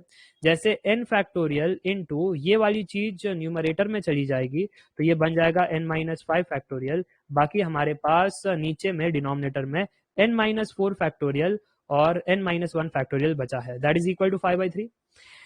जहन और संजीव कह रहे हैं 10। यस करेक्ट है वो, बट अब इसको एक्सपांड भी तो करना है ना, और फिर कैंसिलेशन होगा। चलिए फिर इसको कॉपी करते हैं, एक्सपांड और कैंसिलेशन करते हैं बड़े आराम से, बड़े ही आराम से। कैसे किया आपने सर? अगर इसको कैंसिल करना है तो इसको पीछे खोलो, तो n फैक्टोरियल को ऐसा खोल सकते हैं n into N minus one factorial, correct. Sir ji अगर इसको कैंसिल करना है तो इसको पीछे खोलो। मैं कहा नहीं यार इसको पीछे खोलोगे तो n माइनस सिक्स चला जाएगा, तो सर जी इसको पीछे खोलो तो n माइनस फाइव आ जाएगा। हाँ ऐसे कहो, तो n minus five factorial divide by n minus four factorial को पीछे खोलते हैं तो n minus four into N minus five factorial, और यहाँ पर n माइनस वन फैक्टोरियल है ही, that is equal to 5/3। So क्या अब मैं कह सकता हूं ये कैंसल, ये cancel, and therefore n by n minus four that is equal to 5/3। Criss cross करते हुए सॉल्व कर सकते हो। So 3n that is equal to 5n minus 20, rearrange करोगे तो n आपका जो होगा वो 20/2 यानी 10 बन जाएगा। Yes n is equal to 10 यानी हमारा बॉम्बे बिल्कुल ठीक है। इजी सवाल, ये फ्री के मार्क्स है। तो है ना, हमेशा आप राउंड लॉजिक लगाना, जो सवाल आपको आते हैं वो बनाते जाओ, पहले वो खत्म करो, फिर दूसरे राउंड में जो हमको पता है जहां पर कोई ट्रिक लगा सकते हैं वो करो, और राउंड 3 में जिसका बिल्कुल आइडिया नहीं है वैसे आपको करना है। अगर आप ऐसे फॉलो करोगे तो बिल्कुल से सही करोगे, बट आप तो सही कर लोगे, इनका क्या करे। ये जो क्वेश्चन है, anybody what is the answer? Question number 17, AAI-ATC shift 2, what will be the total number of permutation of n different things taken r at a time where repetition is allowed? repetition allowed है, और देखो options क्या दे रखे, kind of अगर इसको ध्यान से देखे, क्या मैं ऐसा कह सकता हूं filling r places with n different object where repetition is allowed? Bombay गलत है,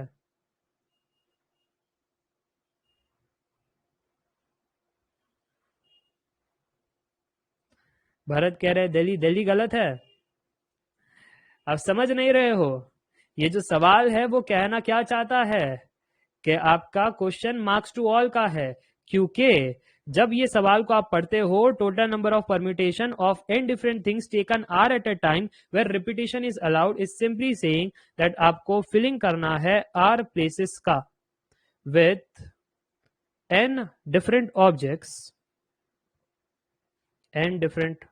objects where repetition is allowed. Sir तो ये तो ऐसा हो जाएगा कि n फर्स्ट प्लेस पे n, मतलब r प्लेसेस है हमारे पास, तो पहले प्लेस में n, दूसरे प्लेस में भी n क्योंकि रिपीटिशन अलाउड है, तीसरे प्लेस में भी n, और ऐसे तो हमारे पास r प्लेसेस है तो r टाइम्स n आ जाएगा। So n into n into n, r times कितना होता है n to the power r, तो ये होना चाहिए था सही आंसर, और ये देखो यहाँ पर कहीं पर भी नहीं है, देयरफॉर दिस इज रॉन्ग, ये मार्क्स टू ऑल है। समझ में आ रही है बात? चलो, संजीव कह रहे रिपीटिशन है और डिनोमिनेटर में कहीं केसेस नहीं है, वही तो मैं कह रहा हूं। ठीक है, चलिए आगे लेकर चलता हूं, आगे बात करते हैं। यहाँ पर नेक्स्ट क्वेश्चन आपके सामने, क्वेश्चन नंबर 18। चलो इसको सॉल्व करो। अरे फिर वापस से आ गया सर जी ये आपका ज्योमेट्री, प्लेन्स, वेक्टर। हाँ इसमें काफी सारे क्वेश्चन पूछे गए हैं। Determine the coordinates of the foot of the perpendicular drawn from the origin to the plane. Plane दिया गया आपको, बताना आप जरा, the coordinate of the foot of the perpendicular drawn from origin to the plane। Actually इसका जो solution है वो काफी लंबा है, बट अगर आप थोड़ा सा स्मार्ट अप्रोच यूज करते हो तो कतई तेजी से ये सवाल बन सकता है। लोड हो रहा है पेज, बट क्या आपको समझ में आया कैसे क्या करना था? डायग्राम बनाओ, डायग्राम बनाओगे तो चीजें क्लियर होगी। मैंने कहा था ना, जब भी कोई वेक्टर प्लेन दे तो उसमें से हम क्या निकाल सकते हैं सर? उसमें से हम नॉर्मल वेक्टर निकाल सकते हैं। तो क्या इसमें से निकाल पा रहे हो नॉर्मल वेक्टर? क्या इसमें से निकाल पा रहे हो नॉर्मल वेक्टर? अगर हाँ तो कितना आ रहा है? चलो टाइम्स अब मैं बताता हूं कैसे क्या करना है। सबसे पहले तो डायग्राम बना लो। सर डायग्राम कैसे होगा? 3 डायमेंशनल है, so X axis, Y axis, Z axis. वो कह रहे हैं हमारा एक प्लेन है, तो प्लेन मान लेते कुछ ऐसा। कोई कहेगा सर खाता पीता प्लेन नहीं है आपका, रुको खाता पीता बनाता हूं। अब ठीक है, अब ठीक है सर जी। अब ओरिजिन से देखो, determine the coordinate of the foot of the perpendicular drawn from the origin to the plane. Origin से प्लेन, तो मान लेते हैं ओरिजिन से प्लेन, ये हमारा ओपी। कोई कहेगा ओपी इन दी चार्ट, अरे वो ओपी नहीं भाई, तो ये परपेंडिकुलर है प्लेन से, राइट। बट मैं आपसे क्या कह रहा हूं, मैं आपसे कह रहा हूं ये प्लेन का खुद का भी तो एक नॉर्मल वेक्टर होगा जो इससे परपेंडिकुलर होगा। अरे हाँ कि ना, एक नॉर्मल वेक्टर होगा एन कैप जो इससे परपेंडिकुलर होगा। तो क्या मैं ऐसा कह सकता हूँ लाइक एन कैप कह लो या एन बार कह लो, एन बार कहना ही ठीक होगा क्योंकि एन कैप जनरली मिलता नहीं है, रेयर केसेस में मिलता है। जनरली मैं एन बार कहता हूँ, आउटवर्ड नॉर्मल वेक्टर। तो सर जी ये और ये ओपी एक दूसरे से पैरेलल दिखाई दे रहे हैं, हाँ कि ना। ओपी परपेंडिकुलर है प्लेन से और प्लेन का नॉर्मल वेक्टर भी तो उससे परपेंडिकुलर है, तो सर जी ओपी पैरेलल हो गया फिर एन बार से।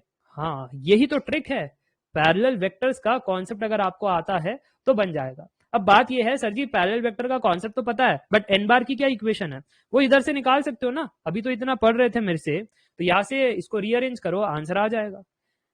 अगर उसको रीअरेंज करते हो प्लेन को तो कितना आ रहा है, 4x minus 2y plus 3z that is equal to 6। तो कोएफिशिएंट्स आपको दिखाई दे रहे हैं अब एन बार के कितने हैं, 4i cap minus 2j cap plus 3k cap, correct. अब सर जी आप कह रहे हो दैट एन बार प्लेन से परपेंडिकुलर है, ओपी वो भी प्लेन से परपेंडिकुलर है, तो N bar is parallel to OP, OP bar कह लो, करेक्ट। अच्छा सर जी अगर पैरेलल है, ये वेक्टर्स पैरेलल है, तो क्या मैं कह सकता हूं N bar is equal to lambda OP bar, अरे हाँ कि ना, N bar is equal to lambda OP bar, या उल्टा भी कह लो आप OP bar is equal to lambda N bar, तब भी कोई दिक्कत वाली बात नहीं है। बट सर जी ये OP bar is equal to ये constant scalar lambda N bar से आपको क्या ही मिल जाएगा, मैं कह रहा हूं बहुत कुछ मिल जाएगा यार, आप क्या ही पूछ रहे हो। अब ध्यान से देखो, अब क्या मैं ये कह सकता हूं कि एन बार मुझे पता है, एन बार कितना है सर, एन बार हमारा 4i cap minus 2j cap plus 3k cap है। अच्छा तो लैम्डा कितना होगा सर, लैम्डा ऐसे कैसे पता चलेगा, हाँ मैंने कहा था ना वो बड़ी लंबी प्रक्रिया है लैम्डा निकालने के लिए, ठीक है।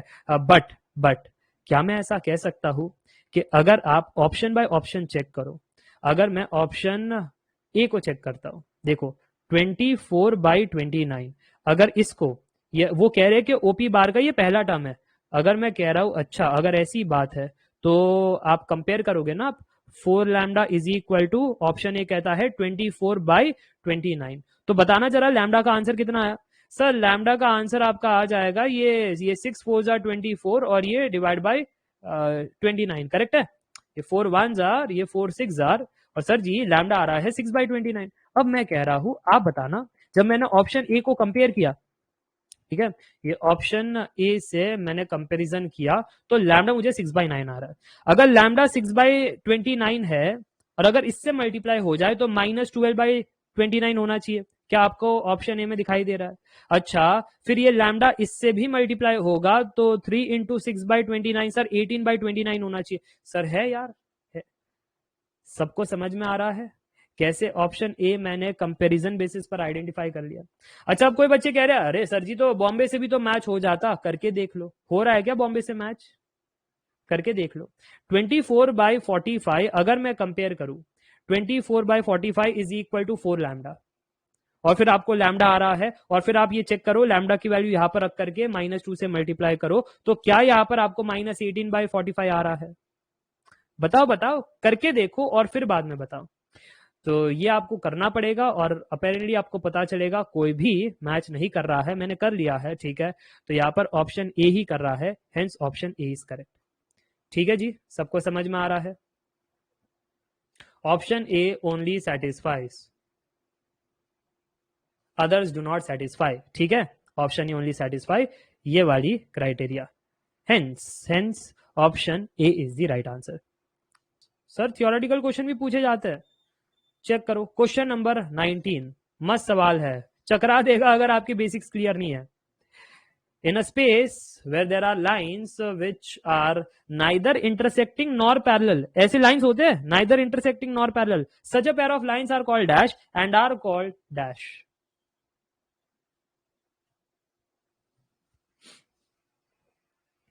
गौरव कह रहे हैं hit and trial can work here, हाँ बाकी इसमें हिट एंड ट्रायल वर्क नहीं करता है। जैसे गौरव देखा था ना पहला क्वेश्चन कितना लंबा चौड़ा था, मैंने पूरा का पूरा सॉल्व किया। तो सवाल सॉल्व करने पड़ते हैं, कुछ सवाल ट्रिक से बन जाते हैं, तो जहां ट्रिक से बनते हैं मैं आपको बता दूंगा, जहां नहीं बनते आप खुद सॉल्व कर सकते हो, राइट। मैंने आपको प्रोसेस तो दे ही दी है। Again the things are in the loading, but आपने सवाल देखा, चकरा गया आपका सर। In a space there are lines which are neither intersecting, intersect भी नहीं हो रहे हैं, पैरेलल भी नहीं है, तो such pair of lines are dash.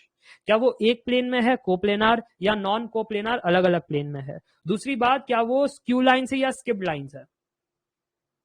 Skipped lines आपके बुक्स में भी होती है, स्किप्ड।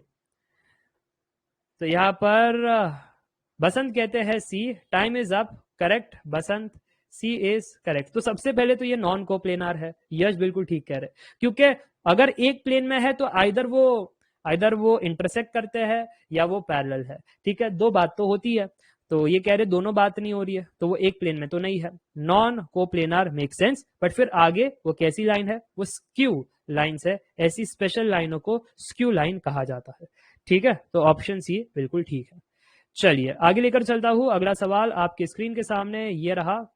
ये आपका अगेन कॉम्बिनेशन से सवाल है, इसको कोशिश करो। If NC9 that is equal to NC8 find NC17। ये बड़ा कठिन मामला हो जाता है बहुत सारे बच्चों के लिए, क्योंकि अच्छे से पढ़ाई नहीं करते हैं। तो कहना क्या चाहते हो, अच्छे से पढ़ाई नहीं करते मतलब कॉम्बिनेशन पता है कंसेप्चुअली, फिर कॉम्बिनेशन को एक्सपांड कैसे करे वो भी पता है, मैं भी मदद कर देता हूं। NCr is equal to n factorial divide by r factorial into N minus r factorial. हाँ सर, ये हमको भी पता है। फिर कुछ गिनी चुनी प्रॉपर्टीज भी पढ़ते हैं, बट ऐसे सवालों को सॉल्व करने के लिए अच्छी प्रॉपर्टीज पता होना जरूरी है। देखो कुछ बच्चे प्रॉपर्टीज के बिना सॉल्व कर रहे हैं, मजा आ रहा है आपको?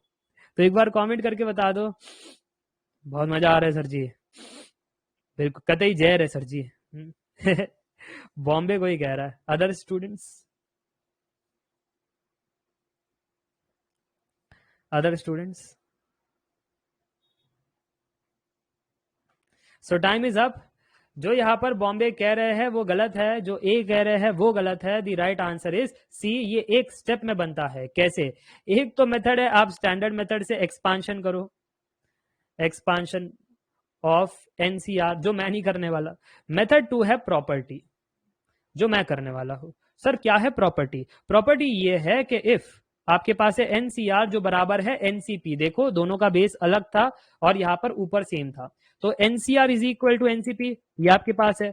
तो देन आपको कहना है दैट आर प्लस पी करने पर एन, मैं आपको कह रहा हूं कि अगर nCr is equal to nCp है, और फिर अगर ऐसा हो जाता है तो आर प्लस पी करने पर एन मिलता है। समझ रहे हो? आर प्लस पी करने पर एन मिलता है। तो अगर ऐसी बात है सर जी, तो यहाँ पर हम कर रहे हैं 8 प्लस 9, तो वो तो 17 है। तो आप कह रहे हो कि ये 17 एन के बराबर है? हाँ, तो ये एन के बराबर है, तो एन सी एन होता है आपका 1। अब सबको समझ में आ रहा है तो बोलो यस। ये एक्चुअली प्रूव भी किया जा सकता है, बट इसके पीछे बड़ा प्रूफ है, तो प्रूफ में नहीं जाएंगे, बट मैंने आपको प्रॉपर्टी समझाने की कोशिश की है। If this happens then surely r plus p is equal to n. तो हमारा जो ये आर प्लस पी है 17, वो एन के बराबर है, so N C N the answer is 1। ये प्रॉपर्टी है। Okay, so option C is correct. चलिए लेकर चलता हूं आगे to the question number 21। Question number 21 आपके सामने, इसको ट्राई करो। Determine the angle between the pair of lines given by, okay, pair of lines given है वेक्टर के फॉर्म में, तो एंगल बिटवीन देम ये तो आपको आता ही है। Angle between the two vectors कैसे निकालते हो? डॉट प्रोडक्ट करके ना, cos theta is equal to b1 bar dot b2 bar divide by magnitude b1 bar into magnitude b2 bar. चलो चलो चलो, आर बार का फॉर्मेट कैसा है? a plus lambda b. Hint मैंने आपको दे दिया है, क्वेश्चन आपने कॉपी कर लिया है, उत्तर बता दो आप। बस इसके बाद आखिरी 9 सवाल है, बड़े आसान से सवाल है। नहीं, कुछ कहेंगे सर जी शिफ्ट 1 के आसान सवाल थे, शिफ्ट 2 के इतने भी आसान सवाल नहीं थे। ऐसा कहना ठीक नहीं है, सब में अपने अपनी खूबियां थी, अपनी अपनी कहानियां थी। चलो last 15 seconds, last 10 seconds.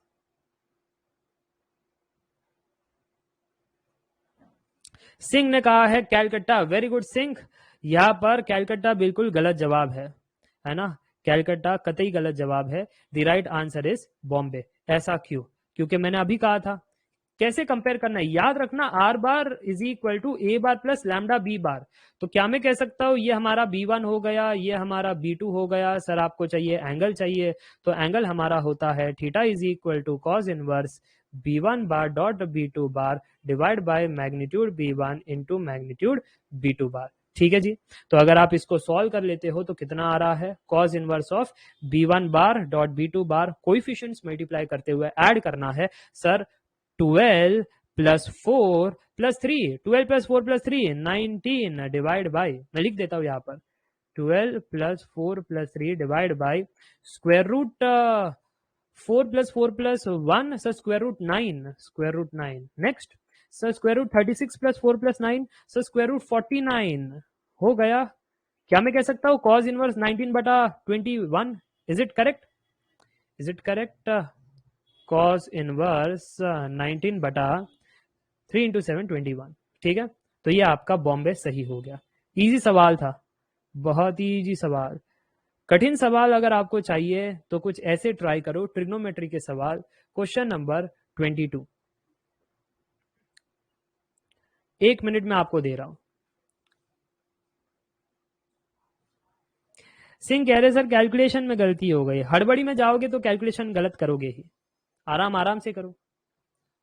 Formula जल्दी जल्दी याद करो, बट कैलकुलेशन आराम आराम से करो। जैसे यहां पर देखो tan x हमको दिया है 3/4, x का जो रेंज है पाई से 3π/2 है, तो क्या आप sin x/2 cos x/2 tan x/2 find कर सकते हो? तो कतई जैर क्वेश्चन पूछ लिया सर जी। हाँ अच्छा सवाल तो है। एक बार कोई अगर आपसे पूछता साइन एक्स क्या है तो ये इजी हो जाता, या वैसा कुछ तो इजी हो जाता। एकदम से पूछ लिया सर जी sign x/2 cos x/2 tan x/2, मेहनत करवा रहे।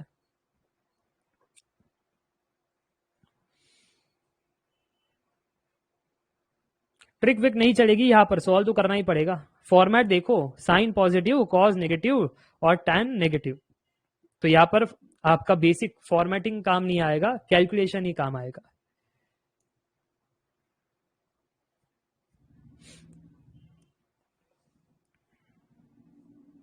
चलो चलो चलो, स्लाइड लोड हो रही है, तब तक उत्तर बता दो। क्या दिमाग लगा रहे हो? सर दिमाग ये लगा रहे हैं कि सर कैसे पहुंचे साइन x/2 पर, क्योंकि अगर वो भी मिल गया ना साइन x/2 तो काम खत्म हो जाएगा। ये tan x/2 निकाल करके कोई पुरस्कार नहीं मिलने वाला है, क्योंकि क्योंकि देखो सर जी सब कुछ सेम टू सेम है ना। यहाँ पर साइन और कॉज में चीजें अलग है, अगर वो निकाल दिए तो बात बन जाएगी। देखो यार टाइम अप हो चुका है, मैं बता देता हूँ। The right answer is Bombay. कैसे करना था? सबसे पहले उन्होंने कहा है कि हमें tan x 3/4 दिया गया है, तो यार tan और sec भाई भाई, sec स्क्वायर x कितना होता है 1 प्लस tan स्क्वायर x। तो क्या मैं कह सकता हूं ये 1 प्लस 3 स्क्वायर बाई 4 स्क्वायर हो जाएगा। कितना हो गया ये आंसर? सर ये आंसर हो गया आपका ये 16 प्लस 9 25 डिवाइड बाई 16, ये हो गया आपका सेक स्क्वायर एक्स। अच्छा सेक स्क्वायर एक्स आ गया, अब कोई मुझे बता सकता है सेक एक्स कितना है? फिर इसको मैं कॉपी कर लेता हूं, इसको कॉपी कर लेता हूं नेक्स्ट स्लाइड में। अब जरा बताना, अगर ये चीज यहां पर है तो सेक एक्स कितना हो गया? सर सेक एक्स हो गया plus minus square root 25/16। But wait a second, either एक ही हो सकता है, आइदर आपका पॉजिटिव हो सकता है या नेगेटिव हो सकता है। आपको क्या लगता है? जो कह रहे हैं पॉजिटिव वो कर रहे हैं गड़बड़। ऐसा क्यों सर जी? पॉजिटिव कहने वाले गड़बड़ क्यों कर रहे हैं, और आप -5/4 क्यों कहना चाहते हो? रीजन होगा ना उसके पीछे।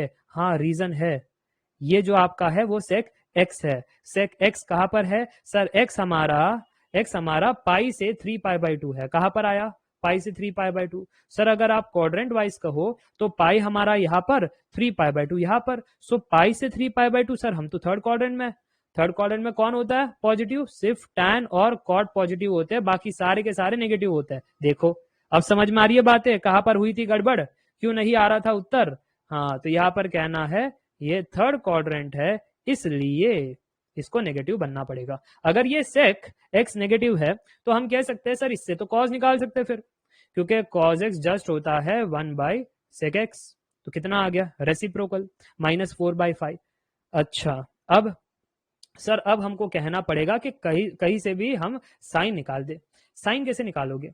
सर उनको चाहिए था साइन x/2 और यहाँ पर है cos x। सर वो मल्टीपल एंगल, वो पता है उसको अगर ब्रेक डाउन करेंगे तो निकल जाएगा। हाँ वो cos 2 थीटा वाला फॉर्मूला आपने पढ़ा था, cos 2 थीटा साइन के टर्म्स में, याद आ रहा है कुछ? आप ऐसा कहा करते थे हाँ कि sir ji 2 sine square x/2 is equal to 1 minus cos x. याद करो, कितनों को याद है?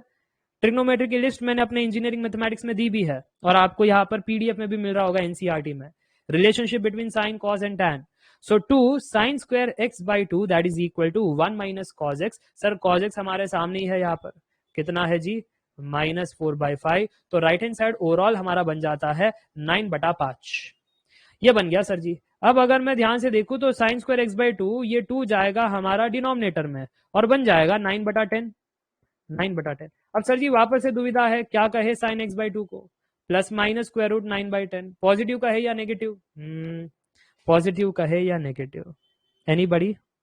सर अगर ऑप्शन चेक करें तो ऑप्शन में तो सिर्फ पॉजिटिव स्क्वायर, ये देखो ऑप्शन चेक करे तो 3/√10 में सर जी सिर्फ बॉम्बे ही तो सही है, तो पॉजिटिव ही होगा। ये रीजनिंग भी ठीक है ना, नेगेटिव का टेंशन नहीं। बट अगर आप रीजनिंग अच्छे से करना चाहो तो आपको कुछ यू कहना पड़ेगा, ध्यान से सुनना। आपको कुछ यू कहना पड़ेगा कि सर जी हमारा जो x का रेंज है वो x का रेंज कहां से कहां तक था? सर x का रेंज जो है ना हमारा वो था पाई से 3π/2। अब आप कह रहे हो x/2 तो दोनों साइड 2 से डिवाइड कर दो, तो ये π/2 और 3π/4। ओ ये π/2 से बड़ा और 3π/4 से छोटा ये कहां पर आता है? सर ये आता है सेकेंड क्वाड्रेंट में, और सेकेंड क्वाड्रेंट में आपको पता है ना क्या होता है? सेकेंड क्वाड्रेंट में साइन बाबा पॉजिटिव होता है, ठीक है? सेकेंड क्वाड्रेंट में साइन का राज है। सो 3/√10 एब्सोल्युटली करेक्ट, और यहां से आपको बॉम्बे सही मिल जाता है। बाकी तो चेक करने की जरूरत नहीं अब, cos x/2 tan x/2, ठीक है जी। और वो अगर निकालना हो तो रिलेशनशिप से भी निकाल सकते हो।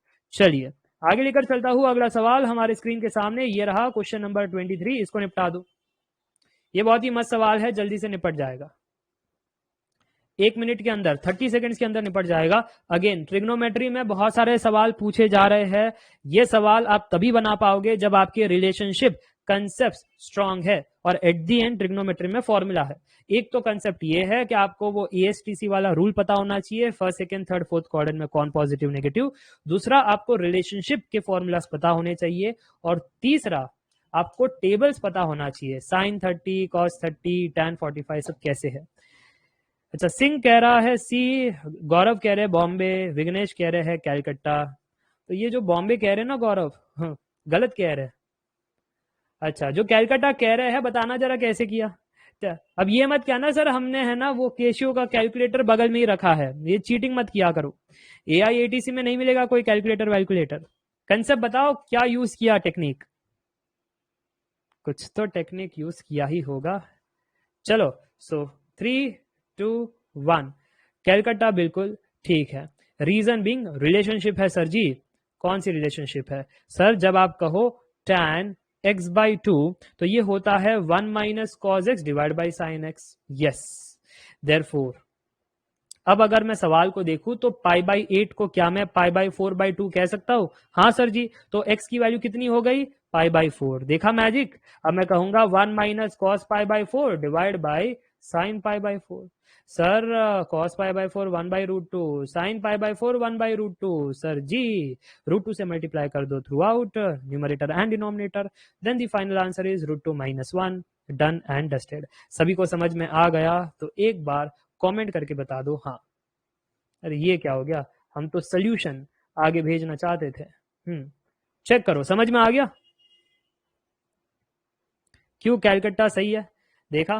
तो ये एकदम से सब जगह, यहां पर भी ट्रिग्नोमेट्री रिलेशनशिप, यहां पर भी सॉल्व करने के लिए ट्रिग्नोमेट्री रिलेशनशिप, ये अच्छी होनी चाहिए, नहीं तो ये सारी इजी मार्क्स गवा बैठोगे। चलिए आगे लेकर चलता हूं, अगला सवाल क्वेश्चन नंबर 24 प्रोबेबिलिटी से, ये भी आप निपटा लोगे प्रोवाइडेड आपने बेसिक्स ऑफ प्रोबेबिलिटी मुझसे किया है। क्योंकि मैं फॉर्मूला प्रोबेबिलिटी वो यूज नहीं करता, मैं है ना कंसेप्ट यूज करता हूं। एक फॉर्मूला बायट नहीं करना आपको कोई भी प्रोबेबिलिटी का। देखो क्वेश्चन ये है, find the probability that they speak the same fact if A speaks truth in 60% cases, B speaks truth in 75% cases, तो आंसर कितना होगा? Last 30 seconds.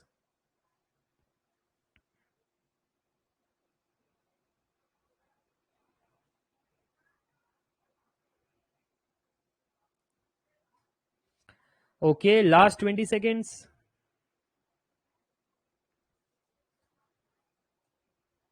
Last 15 seconds.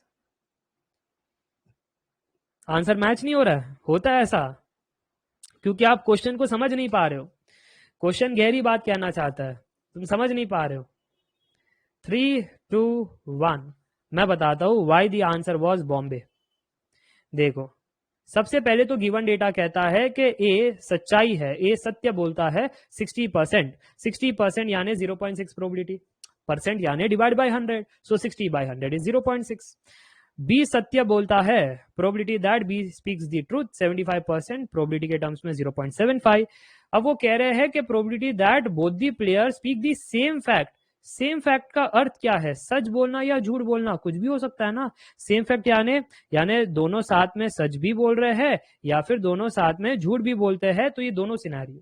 अब दोनों सिनेरियो और है तो positive, so P of truth plus P of false. P of truth में क्या आएगा? पी ऑफ ए भी सच बोल रहा है ना, ए भी सच बोल रहा है, इनटू बी भी सच बोल रहा है, प्लस फॉल्स में क्या आएगा? ए झूठ बोल रहा है और बी भी झूठ बोल रहा है। ठीक है, तो ये कैसे निकाले सर जी? चलो इसको कॉपी कर लेते हैं टू दी नेक्स्ट स्लाइड और मैं आपको बताता हूं अब इसको फर्दर कैसे सॉल्व करना है। देखो, क्योंकि झूठ बोलने वाला तो अब तक आपने प्रोबेबिलिटी देखा नहीं है, तो वो होता है कॉम्प्लीमेंट। ए सच बोलता है 0.6, तो झूठ बोलता है वो होगा complement logic 1 minus 0.6 which is 0.4। B सच बोलता है 0.75 है, तो बी झूठ बोलता है वो 1 माइनस 0.75 होगा। Yes it is 0.25। अब कमेंट करके बताना आंसर कितना है, तो सब्स्टिट्यूट ही तो करना है। 0.6 इंटू 0.75 प्लस 0.4 इंटू 0.25। अगर इसको सिंप्लीफाई कर ले तो 0.45 plus 0.1, yes it is 0.55 which is 55%। Done and dusted. हाँ, मेरे को पता था कि आप लोग है ना, सेम फैक्ट का मतलब सच ही बोल रहा है सर जी, सच ही बोल, सभी यही जा रहे थे कि सेम फैक्ट यानी सर जी सच ही बोल रहा है। ऐसा नहीं है, सेम यानी एक फैक्ट यानी सत्य का फैक्ट या झूठ का फैक्ट वो होता है। तो ये भी बोल सकते हैं साथ में और फॉल्स वाला भी बोल सकते हैं, स्प्लिट करते हुए सॉल्व करना। ऐसा सिमिलर क्वेश्चन गेट में भी है, वो राम रमेश वाला इंटरव्यू मैंने बताया था आपको, अगर आपने वो किया है तो ये बन जाना चाहिए। ठीक है जी, चलिए अगला सवाल आपकी स्क्रीन के सामने, अगेन प्रोबेबिलिटी से। ये मस्त सवाल है, बहुत ही बढ़िया सवाल है और ये आप तभी सॉल्व कर पाओगे जब आपने मुझसे प्रोबेबिलिटी पार्ट 3 प्रोबेबिलिटी डिस्ट्रीब्यूशन पढ़ा है। सिंह कह रहे सर इस लेक्चर को लैपटॉप पर कैसे देखूं, वेब वाला एक्सेस नहीं है बिकॉज ऑफ दी पायरेसी। हमारे दुश्मन बैठे हैं यहाँ पर जो कहते हैं कौन है ये श्रेनिक सर, जो 1 रुपीज में कोर्स करवा रहे हैं, है ना। हम यहाँ पर महंगे महंगे कोर्स लेकर के बैठे हैं और कोई फिर आएंगे नहीं हमारे पास, इसलिए वेब एक्सेस करने पर वो पायरेसी कर देते हैं और फिर बाद में इशू हो जाता है। Hence app only use, piracy करना टफ है। समझे ना, ये फैक्ट है जो है, हम बता देते हैं। ठीक है, चलो तो डिस्काउंट आते रहता है अतुल जी। आप रिसेंटली 10% ऑफ था फॉर दी फर्स्ट 50 स्टूडेंट्स, कहां पर चले गए? अरे क्वेश्चन के लिए रुकना जरा, क्वेश्चन के लिए रुकना। क्वेश्चन में बता देता हूं, देखो probability of a bowler in 10 pin bowling hits a target 3/4। Target पर जाएगी उसकी प्रोबेबिलिटी 3/4, नहीं जाएगी उसकी प्रोबेबिलिटी 1/4 होगी सर जी। अच्छा, फिर आगे सवाल ये है, how many minimum number of times the bowler roll down so that the probability of hitting the target at least once is more than 0.99। चलो एक और मिनट मैं आपको दे देता हूं, वो बीच में लोड हो रहा था ना, करो ट्राई। तो कितने नंबर ऑफ अटेम्प्ट होने चाहिए सो दैट प्रोबेबिलिटी का जो एक्यूरेसी है that is at least more than 0.99।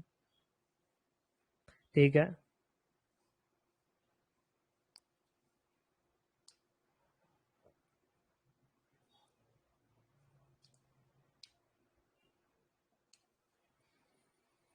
Come on, last 20 seconds. देखो ये काउंटेबल चीजें है, नंबर ऑफ टाइम्स बॉलर जो है वो बॉल थ्रो करेगा 10 पिन, वो बॉलिंग खेलते हो ना 10 पिन लगाई होती है स्ट्राइक करके उसमें सब। हाँ ये देखो हो गया टाइम्स अप। मैं बताता हूँ आपको, यहाँ पर कंसेप्ट है बाइनोमियल डिस्ट्रीब्यूशन का, क्योंकि यहाँ पर आप देख सकते हो probability of bowler in 10 pin bowling hits a target, success की टारगेट हिट होगा। तो यहाँ पर मैं लिखना चाहता हूँ प्रोबेबिलिटी दैट वो हिट होगा, मैं यहाँ पर स्मॉल पी कह देता हूँ, वो कह रहे हैं 3/4। तो फेल होगा वो क्यू होता है विच इज 1 माइनस पी, तो कितना होगा 1/4, राइट। नंबर ऑफ टाइम्स, देखो minimum number of times the bowler roll down, वो दिया नहीं है, वो पूछ रहे हैं कितना मिनिमम नंबर ऑफ टाइम्स होना चाहिए, such that the probability of hitting the target at least once. Hitting the target at least once means x is greater than equal to 1. एक बार तो हिट हो जाए, उससे आगे भी हो गया तो भी चल जाएगा, x is greater than equal to 1.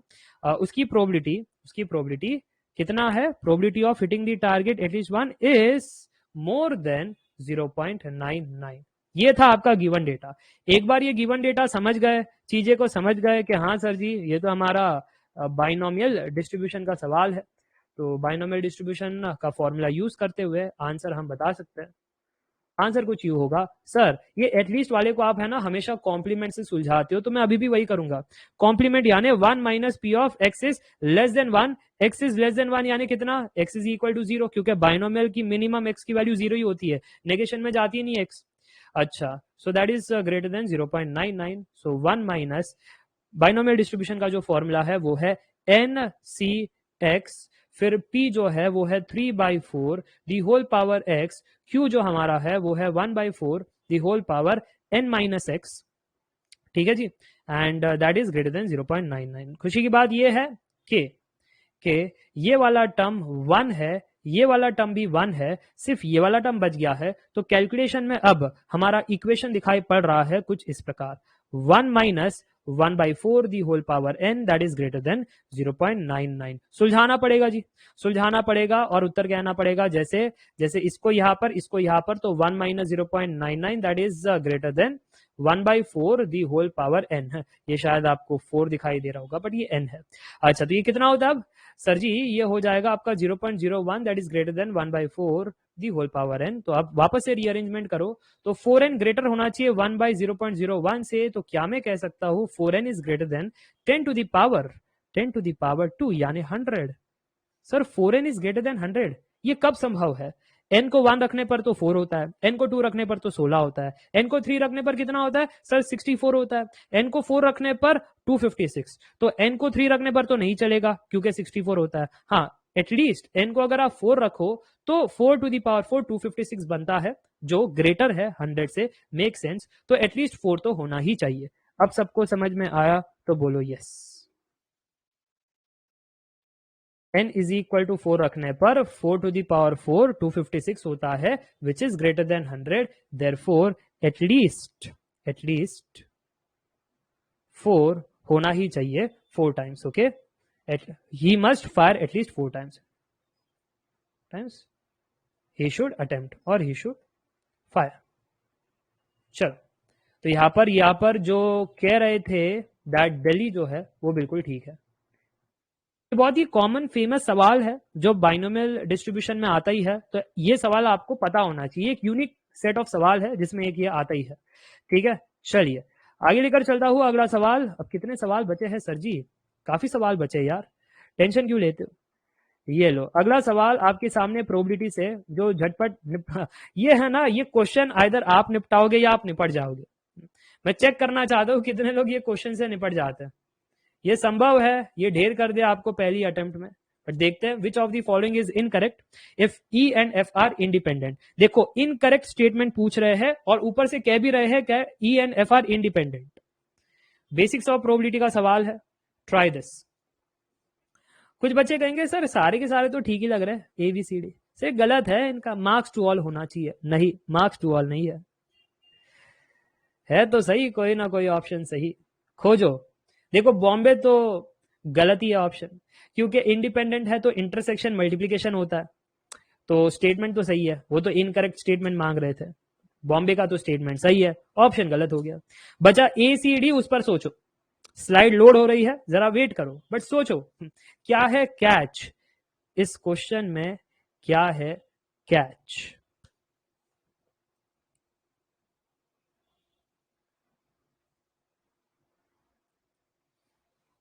Slide ज्यादा हो गई तो समय भी ज्यादा लेता है ये सेव करने के लिए। सर आप बीच बीच में सेव क्यों करते हो? इसलिए क्योंकि अगर कहीं लाइट चला जाए तो वापस से मुझे सॉल्यूशंस लिखने पड़ेंगे इसलिए मैं सेव कर देता हूँ हर सवाल के बाद। चलो मिला कुछ आंसर? क्वेश्चन नंबर 26 ये था कि आपको इनकरेक्ट स्टेटमेंट आइडेंटिफाई करना है। तो इनकरेक्ट स्टेटमेंट कौन सा था, ए बी सी या डी? तो बहुत सारे बच्चों ने ए कहा था।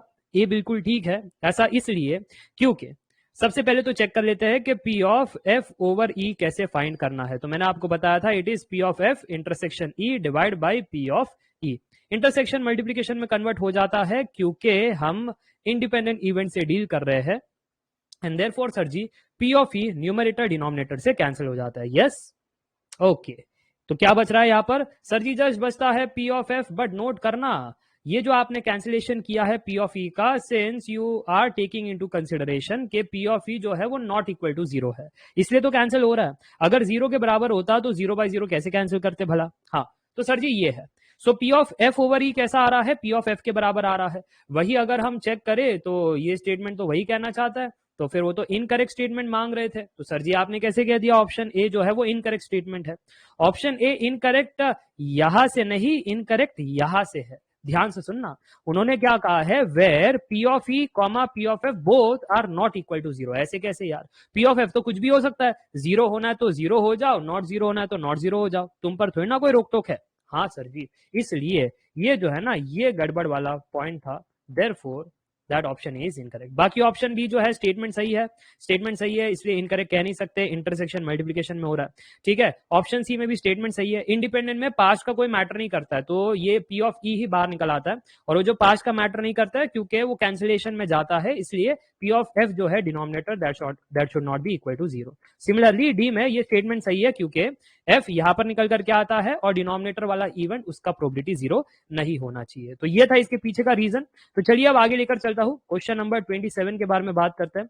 तो चलिए फटाफट से अब डिस्कस कर लेते हैं। देखो क्वेश्चन नंबर जो 27 है अगेन इन्होंने फिजिक्स से पूछा है, तो यहाँ पर सही उत्तर तो बॉम्बे है और ये आपके लिए सेल्फ स्टडी है क्योंकि फिजिक्स वाली चीज है। ठीक है, अब आगे जो है क्वेश्चन नंबर 28, ये काफी सही क्वेश्चन है। क्यों? क्योंकि ये अगेन बेसिक से बेस्ड है कि अगर आपको फैक्टोरियल्स की कहानी पता है, नॉलेज है, तो आप आराम से सॉल्व कर पाओगे, नहीं तो ये कठिनाई होगी। अच्छा वीडियो को पॉज करें और एक बार खुद से ट्राई करें। तो चलिए अब सोल्यूशन को देखते हैं। सबसे पहले हम कहेंगे कि सर जी इसको क्रिस क्रॉस किया जा सकता है, कहा जा सकता है 9 factorial plus 8 factorial divide by 8 factorial into 9 factorial that is equal to x बटा 10 फैक्टोरियल। सही। अच्छा अब ध्यान से सुनना, अब मैं जो इंपॉर्टेंट स्टेप करने जा रहा हूं बड़ा इंपॉर्टेंट है। क्या है सर जी? देखो क्या मैं ऐसा कह सकता हूं राइट हैंड साइड को x बाई 10 फैक्टोरियल को 10 इंटू 9 फैक्टोरियल? सर ऐसा क्यों कहा? रीजन ये था कि अब लेफ्ट हैंड साइड से और राइट हैंड साइड से 9 फैक्टोरियल कैंसिल। अब मुझे बहुत ही प्यारी सी चीज दिखाई दे रही है, एक साइड में है x बाई 10, मान लेते हैं इस साइड में है x बाई 10, और दूसरी साइड में है ये वाली चीज जिसमें से डिनोमिनेटर में 9 फैक्टोरियल कट चुका है। तो क्या बचा है अब 9 factorial plus 8 factorial divide by 8 factorial. Split करते हुए कह सकते हैं 9 factorial by 8 factorial plus 8 factorial by 8 factorial जो 1 होता है। तो x बटा 10 इस प्रकार आ रहा है। तो चलिए इस वाले इक्वेशन को आप कॉपी करते हैं, नेक्स्ट स्लाइड में लेकर जाते हैं और इसको सिंप्लीफाई करते हुए कहते हैं, ध्यान से सुनना, हम कहेंगे दैट x बटा 10 is equal to 9 into 8 factorial by 8 factorial plus 1। तो सर जी 8 फैक्टोरियल सब जगह से कैंसिल, बच जाता है 9 प्लस 1 10। बट आपको याद है x by 10 is equal to 10 है, x मांग रहे थे तो वो 10 इंटू 10 100 बन जाता है। तो डन अंडरस्टैंड, ये था आपका उत्तर ऑप्शन सी। ठीक है, बहुत ही सिंपल सा सवाल। लास्ट के 2 प्रश्न रह गए हैं, उसको भी डिस्कस कर लेते हैं। एक तो सीधा ट्रिग्नोमेट्री का फॉर्मूला पूछा गया है तो उसके बारे में बात कर लेते हैं। ये ट्रिग्नोमेट्री के फॉर्मूला लिस्ट में है, सीधा क्वेश्चन नंबर 29। कहना चाहते हैं that which of the following is true if none of the angle, ध्यान से सुनना, if none of the angles X Y and X plus minus Y is a multiple of pi. तो कौन सा उत्तर सही होगा? दली जो है वो बिल्कुल सही है। कैसे होगा सही, चलो उस पर भी चर्चा कर लेते हैं। ये कॉट एक्स प्लस वाई का एक्सपांशन देख लेते हैं। लगता है मुझे गुड्डू भैया बनना पड़ेगा, कोई कब से ची ची ची ची कर रहा है बाहर। नेवरदिलेस फोकस कीजिएगा यहाँ पर, cot of X plus Y, क्या हम इसको कह सकते हैं cos of X plus Y divide by sine of X plus Y. अच्छा, क्या हम इसको ऐसा भी कह सकते हैं कि सर वो जो न्यूमरेटर का कॉस एक्स प्लस वाई है ना, उसको हम ऐसा कह देते हैं cos A cos B minus sine A sine B, ऐसा। डिवाइड बाय डिनोमिनेटर का भी एक्सपांशन होता है, that sine X cos Y plus cos X sine Y. Sir अब आगे क्या करने का प्लान है? मैं कह रहा हूं आगे, सिंस वो कह रहे हैं, देखो ध्यान से, दैट एक्स प्लस वाई या फिर आप एक्स वाई कह लो, it's a none of the angle is a multiple of pi. कोई भी मल्टीपल ऑफ पाई नहीं है। अगर मल्टीपल ऑफ पाई होता तो साइन एक्स साइन वाई चलता नहीं, क्योंकि साइन पाई 0 होता है। मतलब अगर मैं डिवीजन के बारे में बात करूं, जैसे ध्यान से सुनना, अब मैं करना क्या चाहता हूं, बेसिकली डिवाइड करना चाहता हूं numerator and denominator by sine X sine Y. अब आप ये अपने आप से सवाल पूछो, क्या ये डिवीजन संभव है? एक्चुअली यस, ये संभव है, क्योंकि रीजन ये है कि साइन पाई हो ही नहीं सकता, क्योंकि मल्टीपल ऑफ पाई है ही नहीं। None of the angle is multiple of pi. अगर मल्टीपल ऑफ पाई हो जाता तो, अगर मल्टीपल ऑफ पाई हो जाता तो फिर sine pi sine 3 pi sine pi सारा का सारा 0 होता, और डिवीजन बाय 0 पॉसिबल ही नहीं है। हाँ, तो इन्होंने कहा है none of the angle is multiple of pi, तो डिवीजन संभव है। अगर डिवीजन संभव है तो फिर आप देख सकते हो फाइनल उत्तर आपको सिंप्लीफिकेशन के बाद cot x cot y minus 1 divide by आपको मिल रहा होगा cot y plus cot x। Yes, तो ये जो है ऑप्शन दिल्ली बिल्कुल सही है। ये एक्चुअली डायरेक्ट फॉर्मूला है, उसके पीछे का प्रूफ भी मैंने आपको बता दिया। ऐसे हर एक के लिए आप बता सकते हो, ठीक है। चलो आखिरी सवाल ऑफ दिस शिफ्ट 2, आखिरी सवाल आपके सामने, question number 30। A man is known to speak truth 2 out of 3 times he throws a die and reported that it's a 6. Find the probability that it is actually a 6। बहुत ही बेहतरीन सवाल है। देखो होता क्या है, ये आदमी है ना, ये आदमी कहता है कि 2 out of 3 times मैं सच बोलूंगा। A man is known to speak truth 2 out of 3 times। He throws a die and reports that it's a 6। उसने कहा it's a 6। Find the probability that it was actually a 6। अब देखो find क्या करना है, उसने कहा वो 6 है, बट आपको प्रोबेबिलिटी में फाइंड करना है दैट इट इज एक्चुअली अ 6, ये आपको फाइंड करना है। तो ये एक कंडीशनल प्रोबेबिलिटी है, तो हमको वो ट्री डायग्राम बनाना पड़ेगा। ट्री डायग्राम ये है कि एक डाई थ्रो करने पर वो एक्चुअली 6 है या एक्चुअली 6 नहीं है, ठीक है, नॉट एक्चुअली 6, इसकी क्या प्रोबेबिलिटी है? सर एक्चुअली 6 होने की प्रोबेबिलिटी 1/6 है, क्योंकि 6 आउटकम होते हैं उसमें से एक 6 होता है, और नॉट 6 का सर 5/6 है, ये एक्चुअली है ना।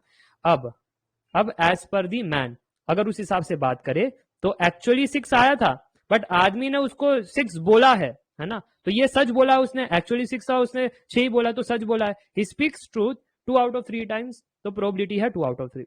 नीचे देखना, एक्चुअली क्या था, नॉट एक्चुअली 6 था, रियलिटी में नॉट 6 था, बट वो आदमी ने कहा नहीं नहीं नहीं नहीं यहाँ पर तो 6 आया, तो उसने तो झूठ बोला। ट्रूथ बोलने की प्रोबेबिलिटी 2/3 है, तो झूठ बोलने की प्रोबेबिलिटी कितनी होगी, 1 - 2/3। तो क्या मैं कह सकता हूं 1/3? हाँ, अब देखो आदमी ने 6 यहां पर भी बोला, आदमी ने 6 यहां पर भी बोला, total possible way that we can get 6 आपको यहां से दिखाई दे रहा है ब्रांचेस से, राइट। और वो आपको जो रिक्वायरमेंट फाइंड करना है, सर इसका उल्टा हमें यहां पर दिखाई दे रहा है, सॉरी इसका उल्टा यहां पर हमें दिखाई दे रहा है। तो सर ये इनवर्स चीज पूछी जा रही है, इनवर्स थ्योरम यानी बेस थ्योरम। प्रीवियस वाले वीडियो में भी हमने देखा है कि आपने ये चीज समझाई थी।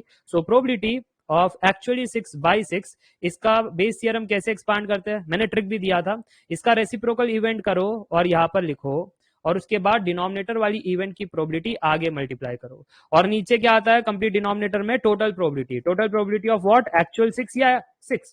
सर आपने कहा था इस इवेंट को इस इवेंट से मल्टीप्लाई करवा दो, तो न्यूमरेटर डिनोमिनेटर से a6 कैंसिल हो जाता है, बच जाता है 6, यानी total probability of getting 6। Sir ये टोटल प्रोबेबिलिटी ऑफ गेटिंग 6 है ना, तो 2 जगह से मिल सकती थी। कैसे मिल सकती थी? सर 2 ब्रांचेस में आपको ट्रैवल करना है। एक केस आपका है ऊपर से जाओ, एक्चुअली 6 आया था और वो आदमी ने भी कहा कि 6 आया है, एक ये केस हो गया कि 6 मिल सकता है आपको। दूसरा केस ये है कि 6 तो नहीं आया था, बट वो आदमी ने कह दिया नहीं नहीं नहीं 6 आया है, तो ये भी एक दूसरा झूठ वाला सिनारियो है। बट दोनों साइड वो आदमी ने कहा था 6 आया है, तो total possible ways to get 6 उसको हम भरने जा रहे हैं, प्रोबेबिलिटी ऑफ एक्चुअल 6, और आदमी ने भी कहा कि वो 6 था। ठीक है, ये मैंने एक आहे को लिख दिया ऊपर, ये एक आहे को लिख दिया, ये ध्यान से देखना, ये 6 है, 6 है। ऊपर की तो कहानी कॉपी की है ना, नीचे 6 होना चाहिए ना, 6/A6। ओके, तो मैं आपसे कह रहा था 6/A6, ये डिनोमिनेटर में भी एक केस आता है, और नॉट एक्चुअल 6 था, बट वो आदमी ने चिल्ला चिल्ला करके बता दिया भाई 6 ही था, 6 ही था। ठीक है, अब अगर आप वैल्यूज को सब्स्टिट्यूट करोगे तो 1/6 into 1/6 into 2/3 divide by 1/6 into 2/3 plus 5/6 into 1/3। तो हम देख पा रहे हैं 6 इंटू 3 जो है न्यूमरेटर डिनोमिनेटर में कॉमन है, कैंसिल हो जा रहा है, सो 2/2 प्लस 5 ही बच रहा है, दैट इज 2/7। तो इसी के साथ सारे के सारे क्वेश्चन हल हो गए, और यहाँ पर 2/7 यानी ऑप्शन बॉम्बे बिल्कुल ठीक था।